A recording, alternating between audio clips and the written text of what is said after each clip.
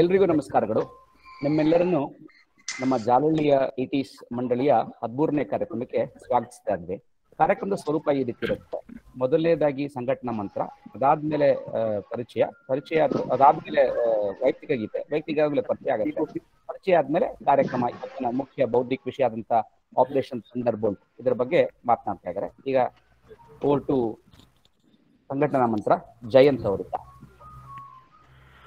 ಓಂ ಸಂಘಚ್ಛಧ್ವಂ ಸಂವದಧ್ವಂ ಸಂವೋ ಮನಾಂಸಿ ಜಾನತಾಂ ದೇವಾ ಭಾಗೈ ಯಥಾ ಪೂರ್ವೇ ಸಂಜಾನಾನಾಮುಪಾಸತೆ ಸಮಾನೋ ಮಂತ್ರಃ ಸಮಿತಿಃ ಸಮಾನೀ ಸಮಾನಂ ಮನಸ್ಸಹ ಚಿತ್ತಮೇಷಾಂ ಸಮಾನಮಂತ್ರಮಭಿಮಂತ್ರಯೇವಃ ಸಮಾನೇನ ವೋ ಹವಿಷಾ ಜುಹೋಮಿ ಸಮಾನೀವ ಆಕೂತಿಃ ಸಮಾನಾ ಹೃದಯಾನಿ ವಃ ಸಮಾನಮಸ್ತು ವೋ ಮನೋ ಯಥಾವಸ್ಸು ಸಹಾಸತಿ. ಮಾನ್ಯ ಸಂಘ ಚಾಲಕರ ಪರಿಚಯವನ್ನು ಮಾಡ್ಕೊಡ್ತೀನಿ. ಇವತ್ತಿನ ಈ ಕಾರ್ಯಕ್ರಮಕ್ಕೆ ನಮ್ಮ ಯಲಹಂಕ ನಗರದ ಮಾನ್ಯ ಸಂಘ ಚಾಲಕರಾಗಿ ವಿನಯ್ ಬಾಬು ಅವರು ಇವತ್ತು ನಮಗೆ ಕಾರ್ಯಕ್ರಮದಲ್ಲಿದ್ದಾರೆ. ಮತ್ತೊಬ್ರು ಗುರುರಾಜ ಯಾವಗಲ್, ಇವರು ನಾಗಸಂದ್ರ ನಗರದ ಮಾನ್ಯ ಸಂಘ ಚಾಲಕರಾಗಿ ಜವಾಬ್ದಾರಿ ನಿರ್ವಹಿಸ್ತಾ ಇದ್ದಾರೆ. ಮತ್ತೊಬ್ರು ಜಾಲಹಳ್ಳಿ ನಗರದ ಮಾನ್ಯ ಸಂಘ ಚಾಲಕರಾಗಿ ಶ್ರೀ ನಾಗರಾಜ್ ಮೌದ್ಗಲ್ ಅವರು ಕೂಡ ಇವತ್ತಿನ ಕಾರ್ಯಕ್ರಮದ ಉಪಸ್ಥಿತಿ. ಜಾಲಹಳ್ಳಿ ನಗರದ ಮಂಡಳಿ 13ನೇ ಮಂಡಳಿಯ ಕಾರ್ಯಕ್ರಮದ ವಕ್ತಾರನ್ನ ಪರಿಚಯ ಮಾಡಿಕೊಡ್ತೀನಿ. ಸೊ ವಕ್ತಾರಾಗಿ ಚಂದ್ರಶೇಖರ್ ಜಾಗೀರ್ದಾರ್ ಅವರು ಸುಮಾರು 45 ವರ್ಷದಿಂದ ಸ್ವಯಂ ಸೇವಕರು. ಇವರು ಹಲವು ಜವಾಬ್ದಾರಿಗಳನ್ನ ನಿರ್ವಹಿಸಿರ್ತಾರೆ. ಹಾಗೆ ಸೊ ಜವಾಬ್ದಾರಿಗಳಂದ್ರೆ ಭಾಗ ಕಾರ್ಯವಾಗಿ, ಮಹಾನಗರ ಕಾರ್ಯವಾಗಿ, ಪ್ರಾಂತ ಕಾರ್ಯವಾಗಿ ಜವಾಬ್ದಾರಿಗಳನ್ನು ನಿರ್ವಹಿಸಿರುತ್ತಾರೆ. ಹಾಗೂ ಈಗ ಪ್ರಸ್ತುತ ದಕ್ಷಿಣ ಮಧ್ಯ ಕ್ಷೇತ್ರ ಹಾಗೂ ದಕ್ಷಿಣ ಕ್ಷೇತ್ರೀಯ ಕ್ರೀಡಾ ಭಾರತೀಯ ಸಂಯೋಜಕರಾಗಿ ನಮ್ಮೆಲ್ಲರಿಗೂ ಮಾರ್ಗದರ್ಶನ ನೀಡುತ್ತಿದ್ದಾರೆ. ಅವರು ಈ ದಿನದ ಕಾರ್ಯಕ್ರಮ ನಡೆಸ್ಕೊಡ್ತಾರೆ. ಸೊ ಈಗ ವೈಯಕ್ತಿಕ ಹಾಡು ಇರುತ್ತೆ, ಅದಾದ ನಂತರ ಅವ್ರು ನಮ್ಮ ಕಾರ್ಯಕ್ರಮ ನಡೆಸ್ಕೊಡ್ತಾರೆ. ವಿಠಲ್ ಕೃಷ್ಣ, ವೈಯಕ್ತಿಕ ಗೀತೆ. ಯೋಧರೇ ಬಯಸಿ ಬನ್ನಿ ಶುಭೋದಯಕ್ಕೆ ಸ್ವಾಗತ, ರಾಷ್ಟ್ರದ ಆಕಾಶದಲ್ಲಿ ಸುಪ್ರಭಾತ ಸೃಜಿಸುತ್ತಾ. ಯೋಧರೇ ಬಯಸಿ ಬನ್ನಿ ಶುಭೋದಯಕ್ಕೆ ಸ್ವಾಗತ, ಏಳಿ ಏಳಿ ಬಯಲಗಾಳಿ ಸುಖ ಗಮನ ಹೇಳಿದೆ. ಹೆಜ್ಜೆ ಹೆಜ್ಜೆಗೂ ಸ್ವದೇಶ ತನ್ನ ಮಹಿಮೆ ತಿಳಿಸಿದೆ. ಯಜ್ಞ ಭೂಮಿ, ಯಾಗ ಭೂಮಿ, ತ್ಯಾಗ ಭೂಮಿ ಭಾರತ. ಯೋಧರೇ ಬಯಸಿ ಬನ್ನಿ ಶುಭೋದಯಕ್ಕೆ ಸ್ವಾಗತ. ನದಿ ಸಮೂಹ ಮಂತ್ರ ಹಾಡಿ ನಿತ್ಯ ಸ್ಫೂರ್ತಿ ನೀಡಿದೆ. ಜನರ ಮನವ ನೆಲದ ಕಣವ ಅತಿ ಪವಿತ್ರ ಮಾಡಿದೆ. ಮಾತೃಭೂಮಿ ಪಿತೃಭೂಮಿ ಗುರು ಸ್ವರೂಪಿ ಭಾರತ.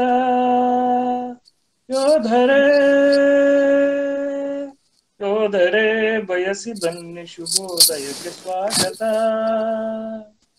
ಅನಾದಿಯಿಂದ ಸಾಧು ಸಂತ ಭಕ್ತರಿಲ್ಲಿ ಬೆಳೆದರು. ಅಸಂಖ್ಯ ವೀರ ಶೂರರಿಲ್ಲಿ ಶಕ್ತರಾಗಿ ಮೆರೆದರು. ಧರ್ಮ ಭೂಮಿ, ಕರ್ಮ ಭೂಮಿ, ವೀರ ಭೂಮಿ ಭಾರತ.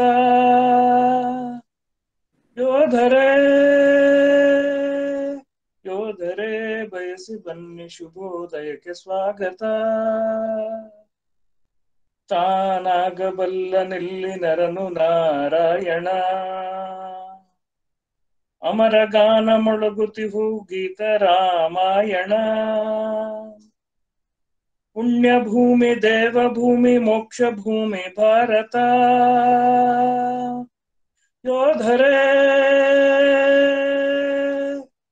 ಯೋಧರೇ ಬಯಸಿ ಬನ್ನಿ ಶುಭೋದಯಕ್ಕೆ ಸ್ವಾಗತ. ರಾಷ್ಟ್ರದ ಆಕಾಶದಲ್ಲಿ ಸುಪ್ರಭಾತ ಸೃಜಿಸುತ್ತಾ. ಯೋಧರೇ ಬಯಸಿ ಬನ್ನಿ ಶುಭೋದಯಕ್ಕೆ ಸ್ವಾಗತ. ಯೋಧರೇ ಬಯಸಿ ಬನ್ನಿ ಶುಭೋದಯಕ್ಕೆ ಸ್ವಾಗತ. ಧನ್ಯವಾದಗಳು ವಿಠಲ್ ಕೃಷ್ಣ ಅವರಿಗೆ. ಚಂದ್ರಶೇಖರ್ ಜಾಗೀರ್ದಾರ್ಜಿ ಶುರು ಮಾಡ್ಬೋದು. ಆಗ್ಬೋದು. ನಮಸ್ಕಾರ ಎಲ್ರಿಗೂ. ಜಾಲಹಳ್ಳಿ ನಗರದ ಹಳೆಯ ಸ್ವಯಂ ಸೇವಕರೆಲ್ಲ ಒಟ್ಟಿಗೆ ಸೇರ್ತಾ ಇರುತ್ತದೊಂದು ಸಂತೋಷದ ಸಂಗತಿ. ಅನೇಕ ತಿಂಗಳಿಂದ ಒಟ್ಟಿಗೆ ಸೇರಿ ಹಳೆಯದನ್ನು ಒಂದಷ್ಟು ಮೆಲುಕು ಹಾಕೊಂಡು ಮುಂದೊಂದು ಕೆಲಸಗಳಲ್ಲಿ ತೊಡಕೊಳ್ಳುವಂತ ನಿಜಕ್ಕೂ ತುಂಬಾ ಖುಷಿ ಕೊಡುವಂತ ಒಂದು ಸಂಗತಿ. ಸೊ ಈ ತಿಂಗಳಲ್ಲಿ ನನಗೆ ಇದಕ್ಕೆ ಸೇರಕ್ಕೊಂದು ಅವಕಾಶ ಸಿಕ್ಕಿದ್ದು ಬಹಳ ಖುಷಿಯಾಗಿದೆ, ಸಂತೋಷದ ಒಂದು ವಿಷಯ ಆಗಿದೆ. ಇಲ್ಲಿ ಇವತ್ತು ಒಂದು ಕಾರ್ಯಕ್ರಮ ಹೇಳಿದಂತದ್ದು ಇಸ್ರೇಲಿನ ಒಂದು ವೀರಗಾಥೆಯನ್ನು ಹೇಳಬೇಕು ಅಂತ ಕೇಳೋದು. ಸೊ ಅದಕ್ಕೋಸ್ಕರ ಒಂದು ಸಣ್ಣ ತಯಾರಿ ಮಾಡಿಕೊಂಡು ಹೇಳಿಕೊಂಡು ಪ್ರಯತ್ನ. ಸಮಯ ಮುಕ್ತಾಯ ಆಗ್ತಿದ್ದ ಹಾಗೇನೆ ಒಂದ್ಸರ್ತಿ ಯಾರಾದ್ರೂ ಮಾಡಿದ್ರೆ ಆಯ್ತು. ಎಷ್ಟೊತ್ತಿಗೆ ನಾವು ಮುಗಿಸ್ಬೇಕು? ಈಗ 7:10. ಸೊ 8 ಗಂಟೆ ಆಗ್ಬೋದಲ್ವಾ? ಆಯ್ತು ಜಿ, 8 ಗಂಟೆವರೆಗೂ ಇದೆ. 8-10 ಮಧ್ಯದಲ್ಲಿ ಮುಗಿಸಕ್ಕೊಂದು ಪ್ರಯತ್ನ ಮಾಡಿ ನೋಡೋಣ. ಪ್ರಪಂಚದಲ್ಲಿ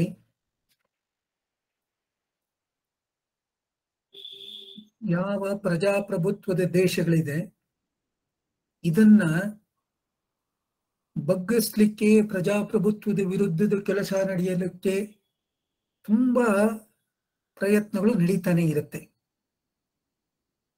ಎಲ್ಲೆಲ್ಲಿಂದ ಪ್ರಜಾಪ್ರಭುತ್ವವನ್ನ ದುರ್ಬಲಗೊಳಿಸಬಹುದು ಅನ್ನೋ ಪ್ರಯತ್ನ ನಡೀತಿರುತ್ತೆ. ಈಗ ಕೆಲವು ಈ ಒಂದು 50 ವರ್ಷಗಳಲ್ಲಿ ವಿಶೇಷವಾಗಿ ಅದಕ್ಕೆ ಪ್ರಯತ್ನ ನಡೀತಿರುವಂತಹದ್ದು ಭಯೋತ್ಪಾದನೆ ಮೂಲಕ ಪ್ರಜಾಪ್ರಭುತ್ವಗಳನ್ನ ದಾರಿ ತಪ್ಪಿಸ್ಲಿಕ್ಕೆ ಅನ್ನುವಂಥದ್ದು, ಅದನ್ನು ಬಗ್ಗಿಸ್ಲಿಕ್ಕೆ, ತಮಗೆ ಬೇಕಾದ ಕೆಲಸ ಮಾಡಿಸ್ಕೊಳ್ಳಿಕ್ಕೆ ಭಯೋತ್ಪಾದನೆ ಬಳಸುವಂತಹದ್ದು ಈಗ ಒಂದು ಸಾಮಾನ್ಯ ಸಂಗತಿ. ಭಯೋತ್ಪಾದನೆ ತಗೊಳ್ಳಿಕ್ಕೆ ಹೋದ್ರೆ 71ನೇ ಇಸ್ವಿಯಲ್ಲಿ ಯಾವಾಗ ಭಾರತ ಪಾಕಿಸ್ತಾನದ ಯುದ್ಧ ನಡೀತಿತ್ತು, ಈ ಸಂದರ್ಭದಲ್ಲಿ ಪಾಕಿಸ್ತಾನ ಸೋಲ್ತು ಭಾರತವನ್ನ ನೇರ ಎದುರಿಸಲಿಕ್ಕೆ ಸಾಧ್ಯ ಇಲ್ಲ ಅಂತ ಪಾಕಿಸ್ತಾನ ಗೊತ್ತಾದ ಮೇಲೆ ಅವರು ಒಂದು ನೀತಿಯನ್ನ ಅನುಸರಿಸಿದ್ರು. Bleed India with 1000 cuts. ಒಟ್ಟಿಗೆ ಕೊಲ್ಲಿಕ್ಕಾಗಲ್ಲ ತಾನೆ, ಭಾರತಕ್ಕೆ ಸಿಕ್ಕಿದ ಕಡೆ ಕುಯ್ತಾ ಹೋಗೋಣ, ರಕ್ತ ಕಾರ್ಕೊಂಡು ಒಬ್ಬ ವ್ಯಕ್ತಿ ಹೇಗೆ ಸಾಯ್ಬೋದು, ಸಣ್ಣ ಸಣ್ಣ ಗಾಯಗಳ ಮೂಲಕ ಹಾಗೆ ಹಾನಿ ಹೆಚ್ಚು ಮಾಡಬಹುದು ಅನ್ನೋಕ್ಕೊಂದು ಪ್ರಯತ್ನ. ಈ ಭಯೋತ್ಪಾದನೆಯನ್ನ ಭಾರತ ಒಂದು ರೀತಿಯಲ್ಲಿ ಎದುರಿಸ್ತಾ ಬಂದಿದೆ. ಹೀಗೆ ಭಯೋತ್ಪಾದನೆಗೆ ಗುರಿಯಾದಂತ ದೇಶಗಳು ಪ್ರಪಂಚದಲ್ಲಿ ಬೇರೆ ಬೇರೆ ಇದೆ. ಹೆಚ್ಚು ಕಡಿಮೆ ಎಲ್ಲಾ ದೇಶಗಳು ಒಂದಲ್ಲ ಒಂದು ಹಂತದಲ್ಲಿ ಈ ಭಯೋತ್ಪಾದನೆಗೆ ಗುರಿಯಾಗಿರುವಂತದ್ದು. ನಿರ್ಮಾಣ ಆಗಕ್ಕೆ ಮೊದಲಿಂದಲೂ ಮತ್ತು ನಿರ್ಮಾಣ ಆದ ನಂತರ ಇವತ್ತಿನವರೆಗೆ ಇದನ್ನು ತುಂಬಾ ದೊಡ್ಡದಾಗಿ ಎದುರಿಸ್ತಾ ಇರುವಂತದ್ದು ಇಸ್ರೇಲ್. ಒಂದು ಸಣ್ಣ ದೇಶ, ಲೆಕ್ಕ ಹಾಕಿದ್ರೆ ಎಷ್ಟಿರ್ಬೋದು ಅಂದ್ರೆ, ಸಂಘದ ದೃಷ್ಟಿಯಲ್ಲಿ ನಮ್ಗೆ ಸ್ವಯಂ ಸೇವಕರಿಗೆ ಗೊತ್ತಿರೋ ಹಾಗೆ ಬೆಂಗಳೂರು, ಮೈಸೂರು ಮತ್ತು ತುಮಕೂರು, ಈ 3 ವಿಭಾಗಗಳು ಸೇರಿ ಎಷ್ಟು ದೊಡ್ಡದಾಗತ್ತೆ ಅಷ್ಟು ದೊಡ್ಡದಿರ್ಬೋದು ಈ ದೇಶ, ಅಥವಾ ಇನ್ನೊಂದು ಸ್ವಲ್ಪ ಜಾಸ್ತಿ ಅಷ್ಟೇ. ಇಡಿಯಷ್ಟು ಜನಸಂಖ್ಯೆನು 1 ಕೋಟಿ ಕೂಡ ತಲುಪದೇ ಇದ್ದಂತ ಸ್ಥಿತಿ ಇದ್ದಾಗ ಸುತ್ತ ಇರುವಂತ 20 ಕೋಟಿ ಜನಸಂಖ್ಯೆ ಇರೋ ಶತ್ರು ದೇಶಗಳನ್ನು ನಿರಂತರವಾಗಿ ಎದುರಿಸ್ತಾ ಬಂತು ಮತ್ತು ಉಳ್ಕೋತು. ಈ ಭಯೋತ್ಪಾದನೆಯ ಮೂಲ ಎಲ್ಲಿಂದ ಅಂದ್ರೆ ಅಲ್ಲಿನ ಪ್ಯಾಲೆಸ್ಟೈನ್ ಲಿಬರೇಷನ್ ನಮಗೆ ಇರುವಂತ ಅನೇಕ ಭಯೋತ್ಪಾದಕ ಸಂಘಟನೆಗಳೆಲ್ಲ ಸೇರಿ ಮಾಡಿದಂಥದ್ದು. ಇಸ್ರೇಲ್ನಲ್ಲಿ ಬಾಂಬ್ ದಾಳಿಗಳು, ಇಸ್ರೇಲಿ ಪ್ರಜೆಗಳನ್ನು ಅಪಹರಣ ಮಾಡುವಂತಹದ್ದು, ಹೀಗೆ ಇದು ಸಹಜವಾಗಿ ನಡೀತಿದ್ದಂಥದ್ದಿತ್ತು. ಜೂನ್ 27ನೇ ತಾರೀಕು ಅದು ನಡೆದಂತದ್ದು ಒಂದು ಬಹಳ ವಿಶೇಷವಾದಂತ ಒಂದು ಘಟನೆ ಆಯಿತು. ಸಾಮಾನ್ಯ ಓಡಾಡೋ ಹಾಗೆ ಇಸ್ರೇಲ್ನ ರಾಜಧಾನಿ ಟೆಲ್-ಅವೀವ್ ಇಂದ ಪ್ಯಾರಿಸ್ಸಿಗೆ ಹೋಗ್ತಿದ್ದಂತ ಒಂದು ಏರ್ ಫ್ರಾನ್ಸ್ನ ವಿಮಾನ ಫ್ಲೈಟ್ 139 ಅಂತದ್ದು. ಸೊ ಟೆಲ್-ಅವೀವ್ನಿಂದ ಫ್ರಾನ್ಸ್ಗೆ ಹೋಗ್ಲಿಕ್ಕಿದ್ದಂತ ತುಂಬಾ ಜನ ಆ ವಿಮಾನದಲ್ಲಿ ಟೆಲ್-ಅವೀವ್ ಅಲ್ಲಿ ಹತ್ಕೊಂಡ್ರು. ಅದಲ್ಲಿಂದ ಹೊರಟು ಸೀದಾ ಹೋಗಿದ್ದು ಗ್ರೀಸ್ ದೇಶಕ್ಕೆ. ಅಲ್ಲಿ ಅಥೆನ್ಸ್ ನಲ್ಲಿ ವಿಮಾನದ ಒಂದು ಸ್ಟಾಪ್ ಓವರ್ ಇದ್ದಂಥದ್ದು. ಗ್ರೀಸ್ನಲ್ಲಿ ಇಳಿಯುವಂಥವ್ರು ಇಳಿದ್ರು ಮತ್ತು ಪ್ಯಾರಿಸ್ಗೆ ಹೋಗ್ಬೇಕಾದಂಥವ್ರು ಗ್ರೀಸ್ನಲ್ಲಿ ಹತ್ತಿದ್ರು. ಇದಿಷ್ಟು ಮೇಲ್ಗಡೆಗೆ ನೋಡಕ್ ನಡೆದಂತ ಘಟನೆ. ಆ ವಿಮಾನ ಅಥೆನ್ಸ್ನಿಂದ ಟೇಕ್ ಆಫ್ ಆದ ಒಂದು ಸ್ವಲ್ಪ ಸಮಯದಲ್ಲಿ 10 ನಿಮಿಷದೊಳಗೆ ಅದನ್ನ ಹೈಜಾಕ್ ಮಾಡಲಾಯಿತು. ಹೇಗಾಯ್ತು ಇಷ್ಟು ಸುಲಭವಾಗಿ? ಅಲ್ಲಿದ್ದಂತ ಭಯೋತ್ಪಾದಕರ ಕೈಯಲ್ಲಿ ಸ್ಟೆನ್ ಗನ್ಗಳಿದ್ವು, ಗ್ರೆನೇಡ್ಗಳಿದ್ವು, ಬೋಬಿ ಟ್ರ್ಯಾಪ್ ಮಾಡಕ್ಕೆ ಬೇಕಾದಂತ ಬಾಂಬ್ಗಳನ್ನು ಇಟ್ಕೊಂಡು ಬಂದಿದ್ರು. ಹೀಗೆ ಇಷ್ಟೊಂದು ಶಸ್ತ್ರಾಸ್ತ್ರಗಳನ್ನ ಏರೋಪ್ಲೇನ್ ಅಲ್ಲಿ ತರಕ್ಕೆ ಹೇಗೆ ಸಾಧ್ಯ ಆಯ್ತು? ಇದು ಬಹಳ ವಿಶೇಷವಾದಂಥದ್ದು.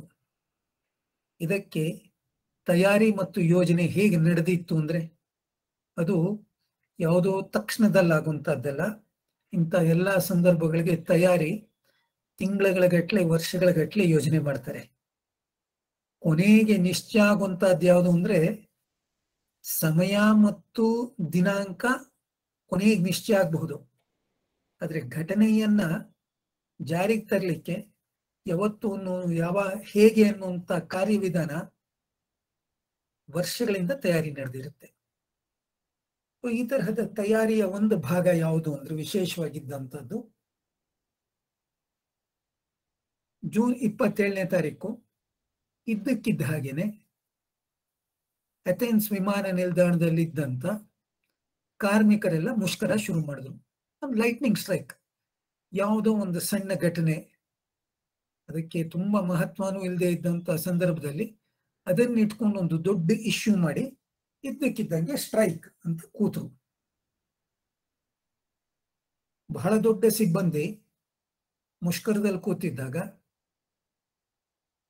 ಅವರ ಕೆಲಸಗಳನ್ನ ಅನೇಕ ನಿರ್ವಹಣೆ ಮಾಡಬೇಕಾದಂತದ್ದು ಈ ಯಾವುದು ಸೆಕ್ಯೂರಿಟಿ ಫೋರ್ಸಸ್ ಇರುತ್ತೆ ಏರ್ಫೋರ್ಸ್ ಒಂದು ಏರ್ಪೋರ್ಟ್ ಅಲ್ಲಿ, ಅವ್ರ ತಲೆ ಮೇಲೂ ಒಂದಷ್ಟು ಬಂತು ಇದು. ಹಾಗಾಗಿ ಏರ್ಪೋರ್ಟ್ ನಲ್ಲಿ ಇದನ್ನೆಲ್ಲ ಆಗುವಾಗ ಬಹಳ ದೊಡ್ಡದಾಗಿ ಕಾಂಪ್ರಮೈಸ್ ಆಗಿದ್ದು ಅಂದ್ರೆ ಸೆಕ್ಯೂರಿಟಿನೇ. ಅಲ್ಲಿ ಸೆಕ್ಯೂರಿಟಿಯಲ್ಲಿ ನಿಂತ್ಕೊಂಡವರಿಂದ ಹಿಡಿದು ಯಾರಿರ್ಬೇಕು, ಏನ್ ಚೆಕ್ ಮಾಡಬೇಕು, ಚೆಕ್ ಮಾಡಿದ್ದನ್ನ ಪ್ರಶ್ನೆ ಮಾಡ್ಬೇಕಾ ಬೇಡವಾ ಅನ್ನುವಂಥದ್ರಿಂದ ಹಿಡಿದು ಪೂರ್ತಿ ಕಾಂಪ್ರಮೈಸ್ ಮಾಡಿಕೊಂಡು ಬಿಡ್ಲಾಯ್ತು. ಇನ್ನೂ ಒಂದು ವಾದ ಹೇಗಿದೆ ಅಂದ್ರೆ ಸರಿಯಾಗಿ ಈ ಕೆಲವರು ಭಯೋತ್ಪಾದಕರು ಬಂದು ಸೆಕ್ಯೂರಿಟಿ ಚೆಕ್ ನಿಂತ್ಕೊಂಡು ಅವರ ಲಗೇಜ್ನ ಆ ಎಕ್ಸ್ರೇ ಮೆಷಿನ್ ನಲ್ಲಿ ಹಾಕಿ ತೆಗಿತಾ ಇರುವಂತಹ ಸಂದರ್ಭದಲ್ಲೇನೆ ಅಥೆನ್ಸ್ ಏರ್ಪೋರ್ಟ್ ಅಲ್ಲಿ ಕರೆಂಟ್ ಹೋಯ್ತು. ಅರ್ಜೆಂಟು ಇನ್ನು ಫ್ಲೈಟ್ ಹತ್ಬೇಕು, ಟೇಕ್ ಆಫ್ ಸಮಯ ಆಯ್ತು, ಕಳಿಸಿ ಅಂತ ಅದನ್ನ ಹಾಗೆ ಕಳಿಸಿ ಮುಂದಕ್ಕೆ ತಗೊಂಡು ಹೋದ್ರು ಅಂತ. ಸೊ ಹೀಗೆ ಸೆಕ್ಯೂರಿಟಿ ಹೇಗೆ ಕಾಂಪ್ರಮೈಸ್ ಆಗಬೇಕು ಅನ್ನುವಂಥದ್ದನ್ನ ಬಹಳ ಮುಂಚೆನೆ ಒಂದು ಯೋಚನೆ ಮಾಡಿ ಚೆನ್ನಾಗಿಟ್ಕೊಂಡಂತದ್ದಿತ್ತು. ಅದರಲ್ಲೊಟ್ಟು ಈ ಭಯೋತ್ಪಾದಕರು ಬಂದು ಸೇರಿದ್ರು. ಒಬ್ಬೊಬ್ಬರಾಗಿ ತಮ್ಮ ಗುಂಪಿನಲ್ಲಿ ಮೊದಲೊಬ್ಳು ಮಹಿಳೆ ಬಂದ್ಲು. ಅವಳು ಯಾರಿಗೂ ಪರಿಚಯ ಇದ್ದ ಹಾಗೆ ಸೀದಾ ಒಳಗೆ ಹೋದ್ಲು. ಅವಳ ಹಿಂದೆ ಇನ್ನೊಬ್ಬ ವ್ಯಕ್ತಿ ಬಂದ. ಹೀಗೆ ಒಂದು 4 ಜನ ಅಲ್ಲಿ ಹತ್ತಿ ಬೇರೆ ಬೇರೆ ಸೀಟ್ ನಲ್ಲಿ ಕೂತ್ರು. ಟೇಕ್ ಆಫ್ ಆದ 10 ನಿಮಿಷದಲ್ಲಿ ಏರೋಪ್ಲೇನ್ ಒಳಗೆ ದೊಡ್ಡದಾಗಿ ಗೊಂದಲ ಶುರುವಾಯಿತು.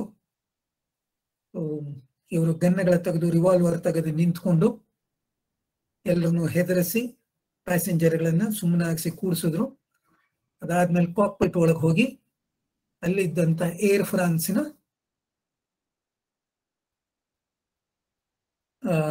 ಕ್ಯಾಪ್ಟನ್ ಅವನಿಗೆ ಫ್ಲೈಟ್ ಯಾವ ದಿಕ್ಕಿಗೆ ತಿರುಗಿಸಬೇಕು ಅನ್ನುವಂಥದ್ದನ್ನು ಸೂಚಿಸಿದ್ರು.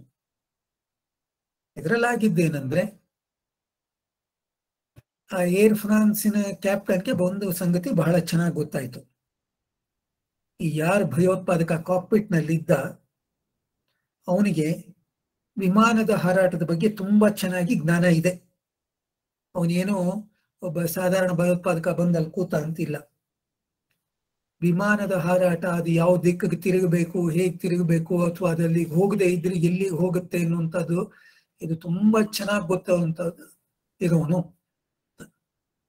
ಸೊ ಅವನು ವಿಮಾನದ ದಿಕ್ಕನ್ನು ತಪ್ಪಿಸಿ ಕಳಿಸ್ತ.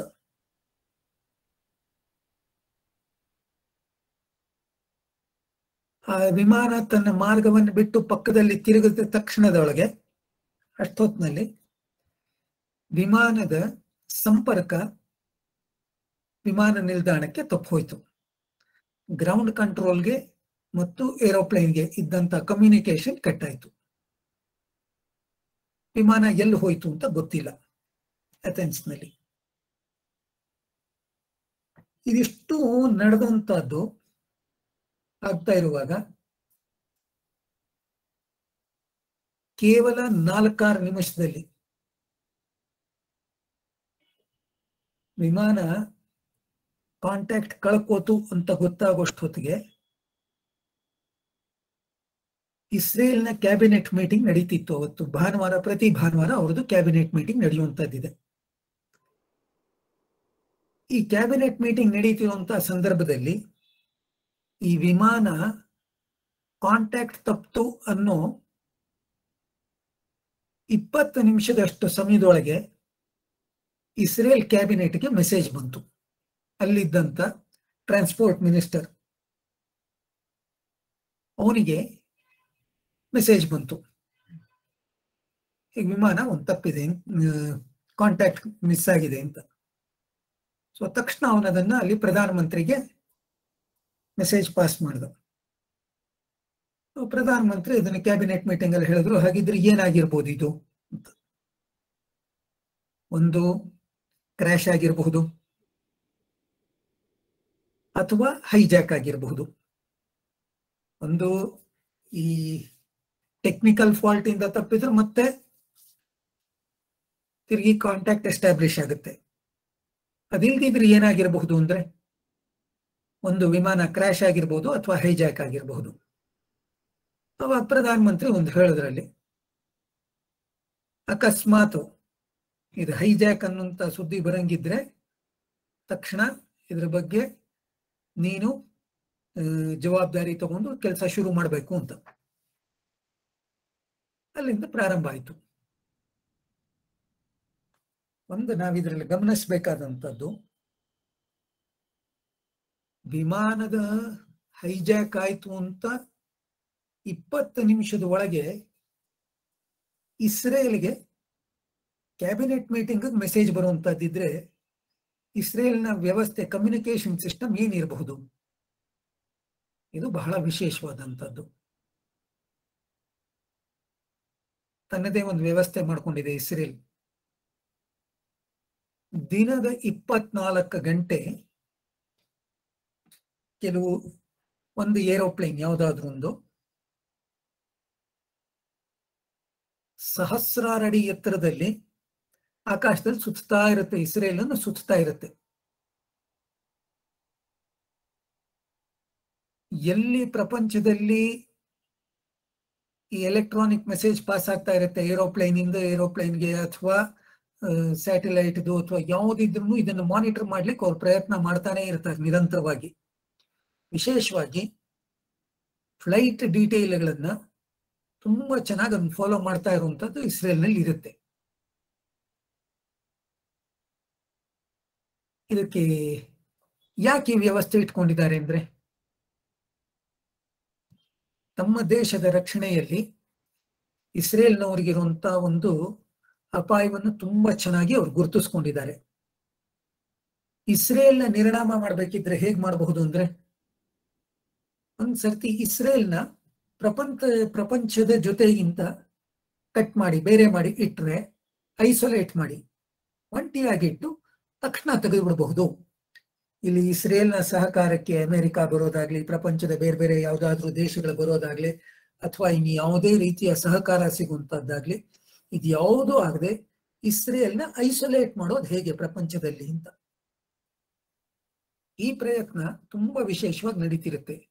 ಇಸ್ರೇಲ್ನ ವ್ಯಾಪಾರಿ ಹಡಗುಗಳನ್ನ ಹೇಗೆ ತಡೆದು ನಿಲ್ಲಿಸಬಹುದು, ಇಸ್ರೇಲ್ನ ವ್ಯಾಪಾರಕ್ಕೆ ಹೊರಟಂತ ಕಾರ್ಗೋ ಪ್ಲೇನ್ಗಳನ್ನ ಹೇಗೆ ನಾಶ ಮಾಡಬಹುದು, ಈ ತರಹದ್ದು ಎಲ್ಲವೂ ತುಂಬಾ ನಡೀತಾ ಇರುವಂತದ್ದಿರುತ್ತೆ. ತನ್ನ ಎಲ್ಲಾ ಇಂಟ್ರೆಸ್ಟ್ಗಳನ್ನ ಗಾರ್ಡ್ ಮಾಡ್ಕೊಳ್ಳೋದಕ್ಕೋಸ್ಕರ ಇಸ್ರೇಲ್ ಈ ರಕ್ಷಣಾ ವ್ಯವಸ್ಥೆಯನ್ನು ಇಟ್ಕೊಂಡಿದೆ. ಆ ಮೇಲೆ ತಿರುಗುವಂತ ಪ್ಲೇನು ಇಸ್ರೇಲಿನ ಕಣ್ಣು ಮತ್ತು ಕಿವಿ. ಒಂದು ಸರ್ತಿ ಟೆಲಿವಿವ್ನಿಂದ ಹೊರಟಂತ ಏರೋಪ್ಲೇನ್ ಬಗ್ಗೆ ಮಾನಿಟರ್ ಆಗ್ತಾನೇ ಇರುತ್ತೆ ನಿರಂತರವಾಗಿ. ಅಥೆನ್ಸ್ ನಲ್ಲಿ ಇಳಿತು, ಅಥೆನ್ಸ್ ನಿಂದ ಹೊರಟಾಗ ಕಮ್ಯುನಿಕೇಶನ್ ಬ್ರೇಕ್ ಆಯ್ತು ಅಂದ್ರೆ ತಕ್ಷಣ ಆ ಫ್ಲೈಟ್ ನಿಂದ ಇಲ್ಲಿಗೆ ಮೆಸೇಜ್ ಬಂದ್ಬಿಟ್ಟಿತ್ತು ಇಸ್ರೇಲಿನ ಗೂಢಚಾರ ವಿಭಾಗಕ್ಕೆ. ಇಂಟೆಲಿಜೆನ್ಸ್ ಡಿಪಾರ್ಟ್ಮೆಂಟ್ ಬಂದ ತಕ್ಷಣ ಅದನ್ನು ಅವರು ಕ್ಯಾಬಿನೆಟ್ ಕಳಿಸಿದ್ರು. ಇಲ್ಲಿ ಒಂದು ಕಡೆ ತಯಾರಿ ನಡೀತಿದ್ದಂಥದ್ದು. ಈ ಕ್ಯಾಬಿನೆಟ್ ಮೀಟಿಂಗ್ ನಲ್ಲೇನೆ ಮುಂದೆ ಏನಾಗಬೇಕು ಅನ್ನುವಂಥದ್ದು ಚರ್ಚೆ ಶುರುವಾಗಿತ್ತು. ಈ ಫ್ಲೈಟ್ ಅಥೆನ್ಸ್ ಬಿಟ್ಟಂತದ್ದು ಅಲ್ಲಿಂದ ನೈಋತ್ಯ ದಿಕ್ಕಿಗೆ ತಿರುಗಿ ಲಿಬಿಯಾ ಕಡೆ ಹೊರಡ್ಲಿಕ್ಕೆ ಹೋಯ್ತು. ಲಿಬಿಯಾದ ರಾಜಧಾನಿ ಬೆನ್ಗಾಜಿ, ಲಿಬಿಯಾದ ಬೆನ್ಗಾಜಿ ಏರ್ಪೋರ್ಟ್ ಹತ್ರ ಬಂದು ಏರ್ಪೋರ್ಟ್ಗೆ ಅದು ಲ್ಯಾಂಡ್ ಆಯ್ತು. ಲಿಬಿಯಾದಲ್ಲಿದ್ದಂತ ಒಬ್ಬ ಬಹಳ ದೊಡ್ಡ ಮಿಲಿಟರಿ ಸರ್ವಾಧಿಕಾರಿ, ಒಬ್ಬ ಇಸ್ಲಾಂ ಕಟ್ಟರ್ಪಂಥಿ ಹೀಗಿದ್ದಂಥವನು ಮೊಹಮ್ಮದ್ ಗಡಾಫಿ. ಮೊಹಮ್ಮದ್ ಗಡಾಫಿ ಬಗ್ಗೆ ಇಸ್ಲಾಮಿ ಜಗತ್ತಿನಲ್ಲಿ ಭಾರಿ ದೊಡ್ಡ ಗೌರವ ಇದ್ದಂಥದ್ದು. ಅನೇಕ ಮುಸ್ಲಿಂ ದೇಶಗಳಿಗೆ ತುಂಬಾ ಆರ್ಥಿಕ ಸಹಾಯವನ್ನು ಮೊಹಮ್ಮದ್ ಗಡಾಫಿ ಮಾಡಿರ್ತಿದ್ದ. ಈಗ ನೀವು ಹುಡುಕಿದ್ರೆ ಪಕ್ಕದಲ್ಲಿರುವಂತಹ ಪಾಕಿಸ್ತಾನದಲ್ಲೂ ಒಂದು ಮೊಹಮ್ಮದ್ ಗಡಾಫಿ ಸ್ಟೇಡಿಯಂ ಇದೆ, ಹಾಸ್ಪಿಟಲ್ ಇರುತ್ತೆ. ಇಂಡೋನೇಷ್ಯಾದಲ್ಲಿ ಮೊಹಮ್ಮದ್ ಗಡಾಫಿ ಸ್ಟೇಡಿಯಂ ಇದೆ. ಹೀಗೆ ಅನೇಕ ದೇಶಗಳಿಗೆ ಆರ್ಥಿಕ ಸಹಾಯ, ಅಲ್ಲಿನ ವ್ಯವಸ್ಥೆಗಳನ್ನು ರೂಪಿಸೋದಕ್ಕೆ ಸಹಕಾರ ಕೊಟ್ಟಂತದ್ದು ಮೊಹಮ್ಮದ್ ಗಡಾಫಿ. ಇಸ್ಲಾಮಿ ಭಯೋತ್ಪಾದಕರಿಗೆ ಸ್ವರ್ಗವನ್ನೇ ನಿರ್ಮಾಣ ಮಾಡಿ ಇಟ್ಟಿದ್ದ. ಈ ಜಾಗಕ್ಕೆ ಈ ವಿಮಾನ ಹೋಗಿ ಇಳಿತು. ಅಲ್ಲಿ ವಿಮಾನದಲ್ಲಿದ್ದಂಥವ್ರಿಗೆಲ್ಲ ಒಂದಷ್ಟು ಊಟ ತಿಂಡಿ ವ್ಯವಸ್ಥೆ ಮಾಡಿ, ಪಾನೀಯದ ವ್ಯವಸ್ಥೆ ಮಾಡಿ ಅಲ್ಲಿಂದ ಮುಂದಕ್ಕೆ ವಿಮಾನ ಹಾರಕ್ಕೆ ಶುರುವಾಯಿತು. ದಕ್ಷಿಣ ದಿಕ್ಕಿಗೆ ಹಾರ್ಕೊಂಡು ಹೋಯ್ತು. ಯಾವ ಕಡೆ ಹೋಗುತ್ತೆ, ಮುಂದಕ್ಕೆ ಎಲ್ಲಿ ಹೋಗುತ್ತೆ ಅನ್ನುವಂಥದ್ದು ಬೇರೆಯವ್ರಿಗೆ ಊಹೆನೆ ಮಾಡಕ್ಕಾಗ್ದಿದ್ದ ಹಾಗಿತ್ತು ಅದು ಸ್ಥಿತಿ. ಅಲ್ಲಿಗೆ ಅದು ಹೋಗ್ತಾ ಹೋಯ್ತು. ಸೊ ಈ ವಿಮಾನ ಇಸ್ರೇಲ್ನಿಂದ ದೂರದಲ್ಲಿ ಆಫ್ರಿಕಾಗೆ ಹೋಗಿ ಆಫ್ರಿಕಾದ ಮಧ್ಯ ಭಾಗಕ್ಕೆ ಹೋಗಿ ಈ ವಿಮಾನ ನಿಂತ್ಕೊಳ್ಳುವಂಥದ್ದು. ಅಂದ್ರೆ ಅಲ್ಲಿ ಯುಗಾಂಡ ಅಂತ ಒಂದು ಚಿಕ್ಕ ದೇಶ ಇದೆ, ಪಕ್ಕದಲ್ಲಿ ತಾಂಜೇನಿಯಾ, ಆ ಕಡೆ ಕೆನಿಯಾ ಎಲ್ಲ ಅಂತರಿಂದ ಸುತ್ತುವರೆದಿರುವಂತ ಒಂದು ದೇಶ. ಅಲ್ಲಿ ಕಂಪಾಲ ಅದರ ರಾಜಧಾನಿ. ಆ ಕಂಪಾಲ ಇಂದ ಒಂದು 17 ಕಿಲೋಮೀಟರ್ 17 ಕಿಲೋಮೀಟರ್ ದೂರದಲ್ಲಿರುವಂತ ಒಂದು ಮಿಲಿಟರಿ ಬೇಸ್, ಎಂಟೆಬೆ ಅಂತ ಆ ಮಿಲಿಟರಿ ಬೇಸ್ ಹೆಸರು. ಆ ಮಿಲಿಟರಿ ಬೇಸ್ ನಲ್ಲಿದ್ದಂತ ವಿಮಾನ ನಿಲ್ದಾಣದಲ್ಲಿ ಹೋಗಿ ಈ ವಿಮಾನ ಇಳಿದಿತ್ತು. ಇದಿಷ್ಟು ವಿಮಾನವನ್ನು ಟ್ರ್ಯಾಕ್ ಮಾಡ್ತಿದ್ದಂಥವರಿಗೆ ಮಾಹಿತಿ ಸಿಗ್ಲಿಕ್ಕೆ ಶುರುವಾಯಿತು. ಈ ಭಯೋತ್ಪಾದಕರು ಯಾರು, ಏನು,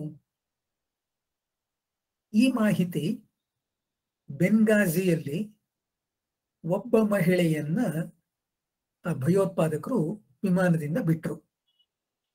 ಆಕೆ ಇಂಗ್ಲೆಂಡಿನ ಪ್ರಜೆ. ಯಾಕೆ ಬಿಟ್ರು ಆಕೆನಂದ್ರೆ ಅವಳು ತುಂಬ ಗರ್ಭಿಣಿ.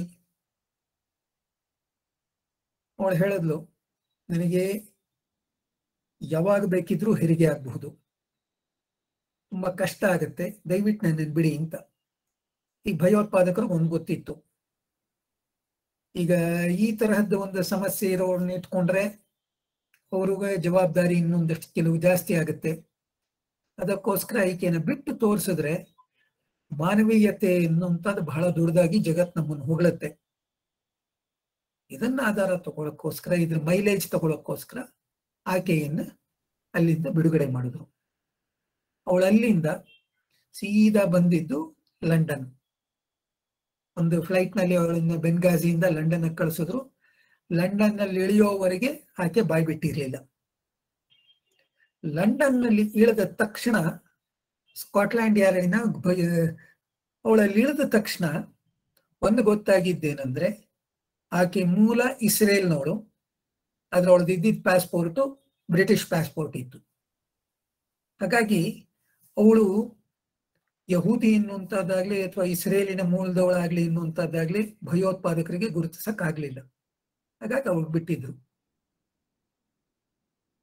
ಅವಳ ಪ್ಯಾಸ್ಪೋರ್ಟ್, ಇವರ ಉಳಿದ ಪಾಸ್ಪೋರ್ಟ್ ಅನ್ನು ಎಲ್ಲವನ್ನೂ ಭಯೋತ್ಪಾದಕರು ವಶಪಡಿಸ್ಕೊಂಡು ನೋಡಿದ್ರು. ವಿಮಾನ ಬೆಂಗಾಜಿನಲ್ಲಿ ಇಳಿಯಕ್ ಮುಂಚೆನೆ ಇಲ್ಲಿದ್ದಂತ ಭಯೋತ್ಪಾದಕರು ಪ್ರತಿಯೊಬ್ಬರ ಪಾಸ್ಪೋರ್ಟ್, ಡ್ರೈವಿಂಗ್ ಲೈಸೆನ್ಸ್, ಅವ್ರ ಹತ್ರ ಏನೇನ್ ದಾಖಲೆಗಳಿದೆ, ಅವ್ರ ಐಡೆಂಟಿಟಿ, ಎಲ್ಲಾ ಐಡೆಂಟಿಟಿ ಕಾರ್ಡ್ಗಳು, ಅವರ ಆಫೀಸಿನ ಐಡೆಂಟಿಟಿ ಕಾರ್ಡು ಎಲ್ಲವನ್ನೂ ತಗೊಂಡ್ರು. ಯಾರಾದ್ರೂ ಅದನ್ನ ಬಂದು ಕೊಟ್ಟಿಲ್ಲ ಅಂದ್ರೆ ಅವ್ರ ಬಗ್ಗೆ ಬಹಳ ಕ್ರೂರವಾಗಿ ನಡ್ಕೊಂಡು ಅವರನ್ನ ಹೊಡೆದು ಒದ್ದು ಅವ್ರ ಹತ್ರ ಕಿತ್ಕೋತಿದ್ರು. ಈ ಕ್ರೌರ್ಯ ನೋಡಿ ಹೆದರೆ ಎಲ್ಲರೂ ತಮ್ಮ ಪಾಸ್ಪೋರ್ಟ್ಗಳನ್ನು ಕೊಟ್ಟಿದ್ರು. ಎಲ್ಲ ಪಾಸ್ಪೋರ್ಟ್ಗಳನ್ನು ಸಂಗ್ರಹ ಮಾಡಿಕೊಂಡು ಈಕೆ ಒಬ್ಳು ಬ್ರಿಟಿಷ್ ಪಾಸ್ಪೋರ್ಟ್ ಉಳಿದಿದ್ದು ಅನ್ನೋಕ್ಕೋಸ್ಕರ ಬಿಟ್ರು. ಹೈಜಾಕ್ ಆದ ಕೆಲವೇ ಗಂಟೆಗಳಲ್ಲಿ, ಅಂದ್ರೆ ಒಬ್ಬ ಮಹಿಳೆ ಸುಮಾರು 6 ಗಂಟೆನಲ್ಲಿ ಭಯೋತ್ಪಾದಕರ ಕೈಯಿಂದ ಇಂಟೆಲಿಜೆನ್ಸ್ ಆಫೀಸರ್ಗಳ ಕೈಗೆ ವರ್ಗಾವಣೆ ಆಗ್ಬಿಟ್ಟಿದ್ಲು. ಸ್ಕಾಟ್ಲ್ಯಾಂಡ್ ಯಾರ್ಡ್ನಲ್ಲಿ ಅವಳನ್ನು ಪೂರ್ತಿ ವಿಚಾರಣೆ ಮಾಡ್ತಾ ಅವಳನ್ನು ಬಿಡುಗಡೆ ಮಾಡಿದಂಥದ್ದು, ಭಯೋತ್ಪಾದಕರು ಯಾರು, ಹೇಗಿದ್ದಾರೆ ನೋಡಕ್ಕೆ, ಅವ್ರು ಮಾತನಾಡುವಾಗ ಹೇಗ್ ಮಾತನಾಡ್ತಾರೆ, ಅವ್ರ ಆಕ್ಸೆಂಟ್ ಏನಿತ್ತು, ಎಲ್ಲವನ್ನೂ ದಾಖಲೆ ಮಾಡಿದ್ರು. ಅದನ್ನ ಮಾಡಿ ಅವರ ಪ್ರೊಫೈಲ್ಗಳನ್ನ ತೆಗೆದು ಇಂಟೆಲಿಜೆನ್ಸ್ ಡಿಪಾರ್ಟ್ಮೆಂಟ್ ನಲ್ಲಿ ಏನೊಂದು ಇಟ್ಕೊಂಡಿರ್ತಾರೆ, ಪ್ರತಿಯೊಬ್ಬ ಭಯೋತ್ಪಾದಕನ ಬಗ್ಗೆನೂ ಮಾಹಿತಿ ಸಂಗ್ರಹ ಮಾಡ್ತಾ ಅದರಲ್ಲಿ ಕೆಲವರನ್ನ ಗುರುತಿಸಿ ಇವರುಗಳೇ ಅಲ್ಲಿರುವಂತಹದ್ದು ಅಂತ ನಿಶ್ಚಯನೂ ಆಯ್ತು. ಆ ತರಹದ ಭಯೋತ್ಪಾದಕರ ಐಡೆಂಟಿಟಿನ ಅಲ್ಲಿ ಎಸ್ಟಾಬ್ಲಿಷ್ ಆಯ್ತು. ಅದನ್ನ ತಕ್ಷಣ ಅವರು ಟೆಲಿವಿವ್ಗೆ ಕಳಿಸಿದ್ರು. ಪ್ರಪಂಚದಲ್ಲಿ ಸ್ಥಿತಿ ಹೇಗಿರುತ್ತೆ ಅಂದ್ರೆ, ವಿಶ್ವಸಂಸ್ಥೆ ಅಥವಾ ಬೇರೆ ಎಲ್ಲಾದ್ರೂ ಇಂಗ್ಲೆಂಡ್ ಯಾವಾಗ್ಲೂ ಇಸ್ರೇಲ್ನ ವಿರೋಧಿ. ಯಾಕಂದ್ರೆ ಇಸ್ರೇಲ್ ಸ್ವಾತಂತ್ರ್ಯ ಹೋರಾಟದಲ್ಲಿ ಇಂಗ್ಲೆಂಡ್ ವಿರುದ್ಧ ತುಂಬಾ ದೊಡ್ಡದಾಗಿ ನಿಂತ್ಕೋತು. ನಮ್ಗೆ ಇನ್ನೊಂದ್ಸರ್ತಿ ಯಾವಾಗಾದ್ರೂ ಗೊತ್ತಾದ್ರೆ ಎಕ್ಸೋಡಸ್ ಆ ಒಂದು ಘಟನೆ ಹೇಳಬೇಕಿದ್ರೆ ಇಂಗ್ಲೆಂಡಿನ ವಿರುದ್ಧ ಇಸ್ರೇಲ್ ಹೇಗೆ ಹೋರಾಟ ಮಾಡ್ತು ಅನ್ನುವಂಥದ್ದು ಒಂದೊಂದು ಹಂತವೂ ಗೊತ್ತಾಗುತ್ತೆ. ಸೊ ಇಂಗ್ಲೆಂಡ್ ಯಾವಾಗ್ಲೂ ಇಸ್ರೇಲ್ನ ಜಾಗತಿಕ ಭೂಮಿಕೆಯಲ್ಲಿ ವಿರೋಧ ಮಾಡ್ತಾ ಬಂದಿದೆ. ಇಂಟರ್ನ್ಯಾಷನಲ್ ಫೋರಂ ಅಲ್ಲಿ ಯಾವಾಗ್ಲೂ ಇಸ್ರೇಲ್ಗೆ ಸಪೋರ್ಟ್ ಮಾಡಲ್ಲ ಇಂಗ್ಲೆಂಡ್. ಪ್ರಪಂಚದ ಅನೇಕ ದೇಶಗಳ ಹಾಗೆ ಇಸ್ರೇಲಿನ ವಿರೋಧ ಮಾಡೋದಿದೆ. ಭಾರತ ಸಹ ಇಸ್ರೇಲಿನ ವಿರುದ್ಧನೇ ಮತ ಚಲಾಯಿಸಿತ್ತು. ಸೊ ಹೀಗೂ ಅನೇಕ ದೇಶಗಳು ತಮ್ಮ ನಿಲುವನ್ನು ಇಟ್ಕೊಂಡಿರುವಂತದ್ದಿರುತ್ತೆ. ಆದ್ರೆ ಇದರ ಜೊತೆಗೆ ಇನ್ನೊಂದು ಕಾಂಟ್ಯಾಕ್ಟ್ ಚೈನ್ ನಿರ್ಮಾಣ ಆಗಿರುತ್ತೆ. ಈಗ ಇಸ್ರೇಲಿನ ಸೇನೆಯ ಕೆಲವು ಆಫೀಸರ್ಗಳು, ಅಲ್ಲಿನ ಮಹಾದಂಡನಾಯಕ, ಭಾರತದ ಸೇನೆಯ ಮಹಾದಂಡನಾಯಕ, ಇವರಿಬ್ರು ಬಹಳ ದೊಡ್ಡ ಸ್ನೇಹಿತರಾಗಿದ್ರು. ಇಸ್ರೇಲಿನ ದಂಡನಾಯಕ ಮೋಶೆ ಡಯಾನ್, ಹಾಗೆ ಭಾರತದ ಸೇನೆಯ ಮಹಾದಂಡನಾಯಕ ಫೀಲ್ಡ್ ಮಾರ್ಷಲ್ ಮಾಣೆಕ್ ಶಾ, ಇವರಿಬ್ಬರಿಗೂ ತುಂಬಾ ಘನಿಷ್ಠವಾದಂತ ಸಂಬಂಧ. ಅನೇಕ ಸರ್ತಿ ಭೇಟಿ ಆಗ್ತಿದ್ರು, ಫೋನಲ್ಲಿ ಮಾತನಾಡ್ತಿದ್ರು, ಅನೇಕ ವಿಷಯಗಳನ್ನ ಹಂಚ್ಕೋತಿದ್ರು. ಈಗೆಲ್ಲವೂ ಅದೇ ತರಹ ಪೊಲೀಸ್ ಡಿಪಾರ್ಟ್ಮೆಂಟ್ಗಳಲ್ಲೂ ಒಂದೊಂದು ರಾಜ್ಯದ, ಒಂದೊಂದು ದೇಶದ, ಬೇರೆ ಬೇರೆ ದೇಶದ, ಬೇರೆ ಬೇರೆ ರಾಜ್ಯದ ಪೊಲೀಸ್ಗಳ ಜೊತೆನಲ್ಲೂ ಈ ತರಹದ ಸಂಬಂಧ ಒಂದು ನಿರಂತರವಾಗಿ ಆ ಡಿಪಾರ್ಟ್ಮೆಂಟ್ನೊಳಗೆ ಅವರು ನಿರ್ಮಾಣ ಮಾಡ್ಕೊಂಡಿರ್ತಾರೆ. ಸೊ ಹಾಗೆ ಸರ್ಕಾರಗಳ ನೀತಿ ಏನ್ ಬೇಕಾದಿರಬಹುದು, ಆದ್ರೆ ಈ ತರಹದ ಭಯೋತ್ಪಾದಕ ಚಟುವಟಿಕೆಗಳು ಮತ್ತು ಬಹಳ ದೊಡ್ಡ ಪ್ರಮಾಣದ ಕ್ರೈಮ್ಗಳು ನಡೆಯುವಾಗ ಡಿಪಾರ್ಟ್ಮೆಂಟ್ ಒಳಗೆ ಅವರು ಇನ್ಫಾರ್ಮೇಶನ್ ಶೇರ್ ಮಾಡ್ಕೋತಾರೆ. ಸರ್ಕಾರಗಳ ಅನುಮತಿಗೆ ಕಾಯ್ದೆನೆ ಇದು ಒಳಗಡೆ ತುಂಬಾ ನಡೀತಿರುತ್ತೆ ಇಡೀ ಜಗತ್ನಲ್ಲಿ. ಅನೇಕ ಸರ್ತಿ ಸರ್ಕಾರಗಳು ಇದಕ್ಕೆ ಅನುಮತಿ ಕೊಟ್ಬಿಟ್ಟಿರುತ್ತೆ, ಇಂತಿಂತವ್ರ ಜೊತೆ ಇದನ್ನೆಲ್ಲವೂ ಶೇರ್ ಮಾಡ್ಕೋಬಹುದು ಅಂತ. ಹೊರಗಡೆ ವಿರೋಧ ಇದ್ರು ಈ ತರಹದ ಭಯೋತ್ಪಾದಕರ ಬಗ್ಗೆ ಮಾಹಿತಿಯನ್ನ ಹಂಚ್ಕೊಳ್ಳೋದ್ರಲ್ಲಿ ಒಂದು ನೆಟ್ವರ್ಕ್ ಇಟ್ಕೊಂಡಂತದ್ದು ಜಗತ್ನಲ್ಲಿ ಒಂದು ವಿಶೇಷ. ಆ ತರಹದ ನೆಟ್ವರ್ಕ್ ನಲ್ಲಿ ಮೊದಲನೇ ಮಾಹಿತಿ ಸ್ಕಾಟ್ಲ್ಯಾಂಡ್ ಯಾರ್ಡ್ನ ಮೂಲಕ, ಸ್ಕಾಟ್ಲ್ಯಾಂಡ್ ಯಾರ್ಡ್ ಕಡೆಯಿಂದ ಇಸ್ರೇಲ್ಗೆ ತಲುಪಿದಂಥದ್ದು. ಒಂದು ಸರ್ತಿ ಈ ಭಯೋತ್ಪಾದಕರ ಐಡೆಂಟಿಫೈ ಆದ ತಕ್ಷಣ ಅವರ ಬ್ಯಾಕ್ಗ್ರೌಂಡ್ ಪೂರ್ತಿ ಚೆಕ್ ಆಯ್ತು. ಇದರ ಹಿಂದೆ ಯಾರ ಕೈವಾಡ ಇದೆ ಅಂದ್ರೆ PFLP ಅನ್ನುವಂಥದ್ದು ಇಸ್ರೇಲ್ನಲ್ಲಿ ಗೊತ್ತಾಯ್ತು. PFLP ಅಂದ್ರೆ popular front for liberation of Palestine. Popular front of liberation of Palestine.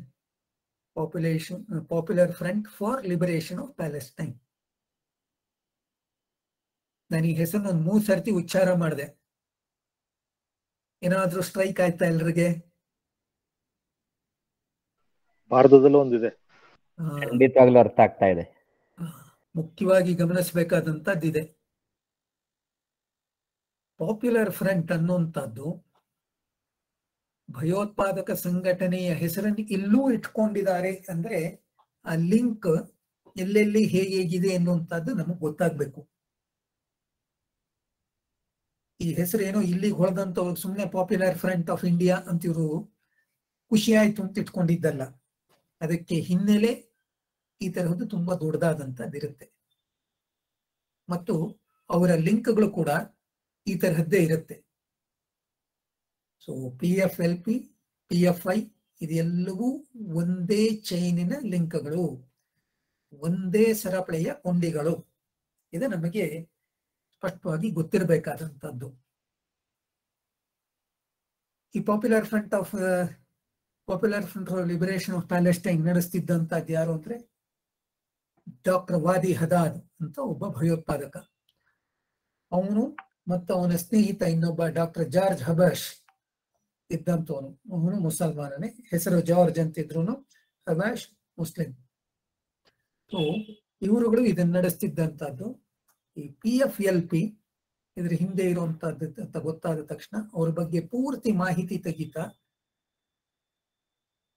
ಕೆಲವೇ ಗಂಟೆಗಳಲ್ಲಿ ಏರೋಪ್ಲೇನ್ ಅಲ್ಲಿ ಇದ್ದಂತ 4 ಜನ ಭಯೋತ್ಪಾದಕರ ಐಡೆಂಟಿಟಿ ಕಿಟ್ ಸಿದ್ಧಾಯ್ತು.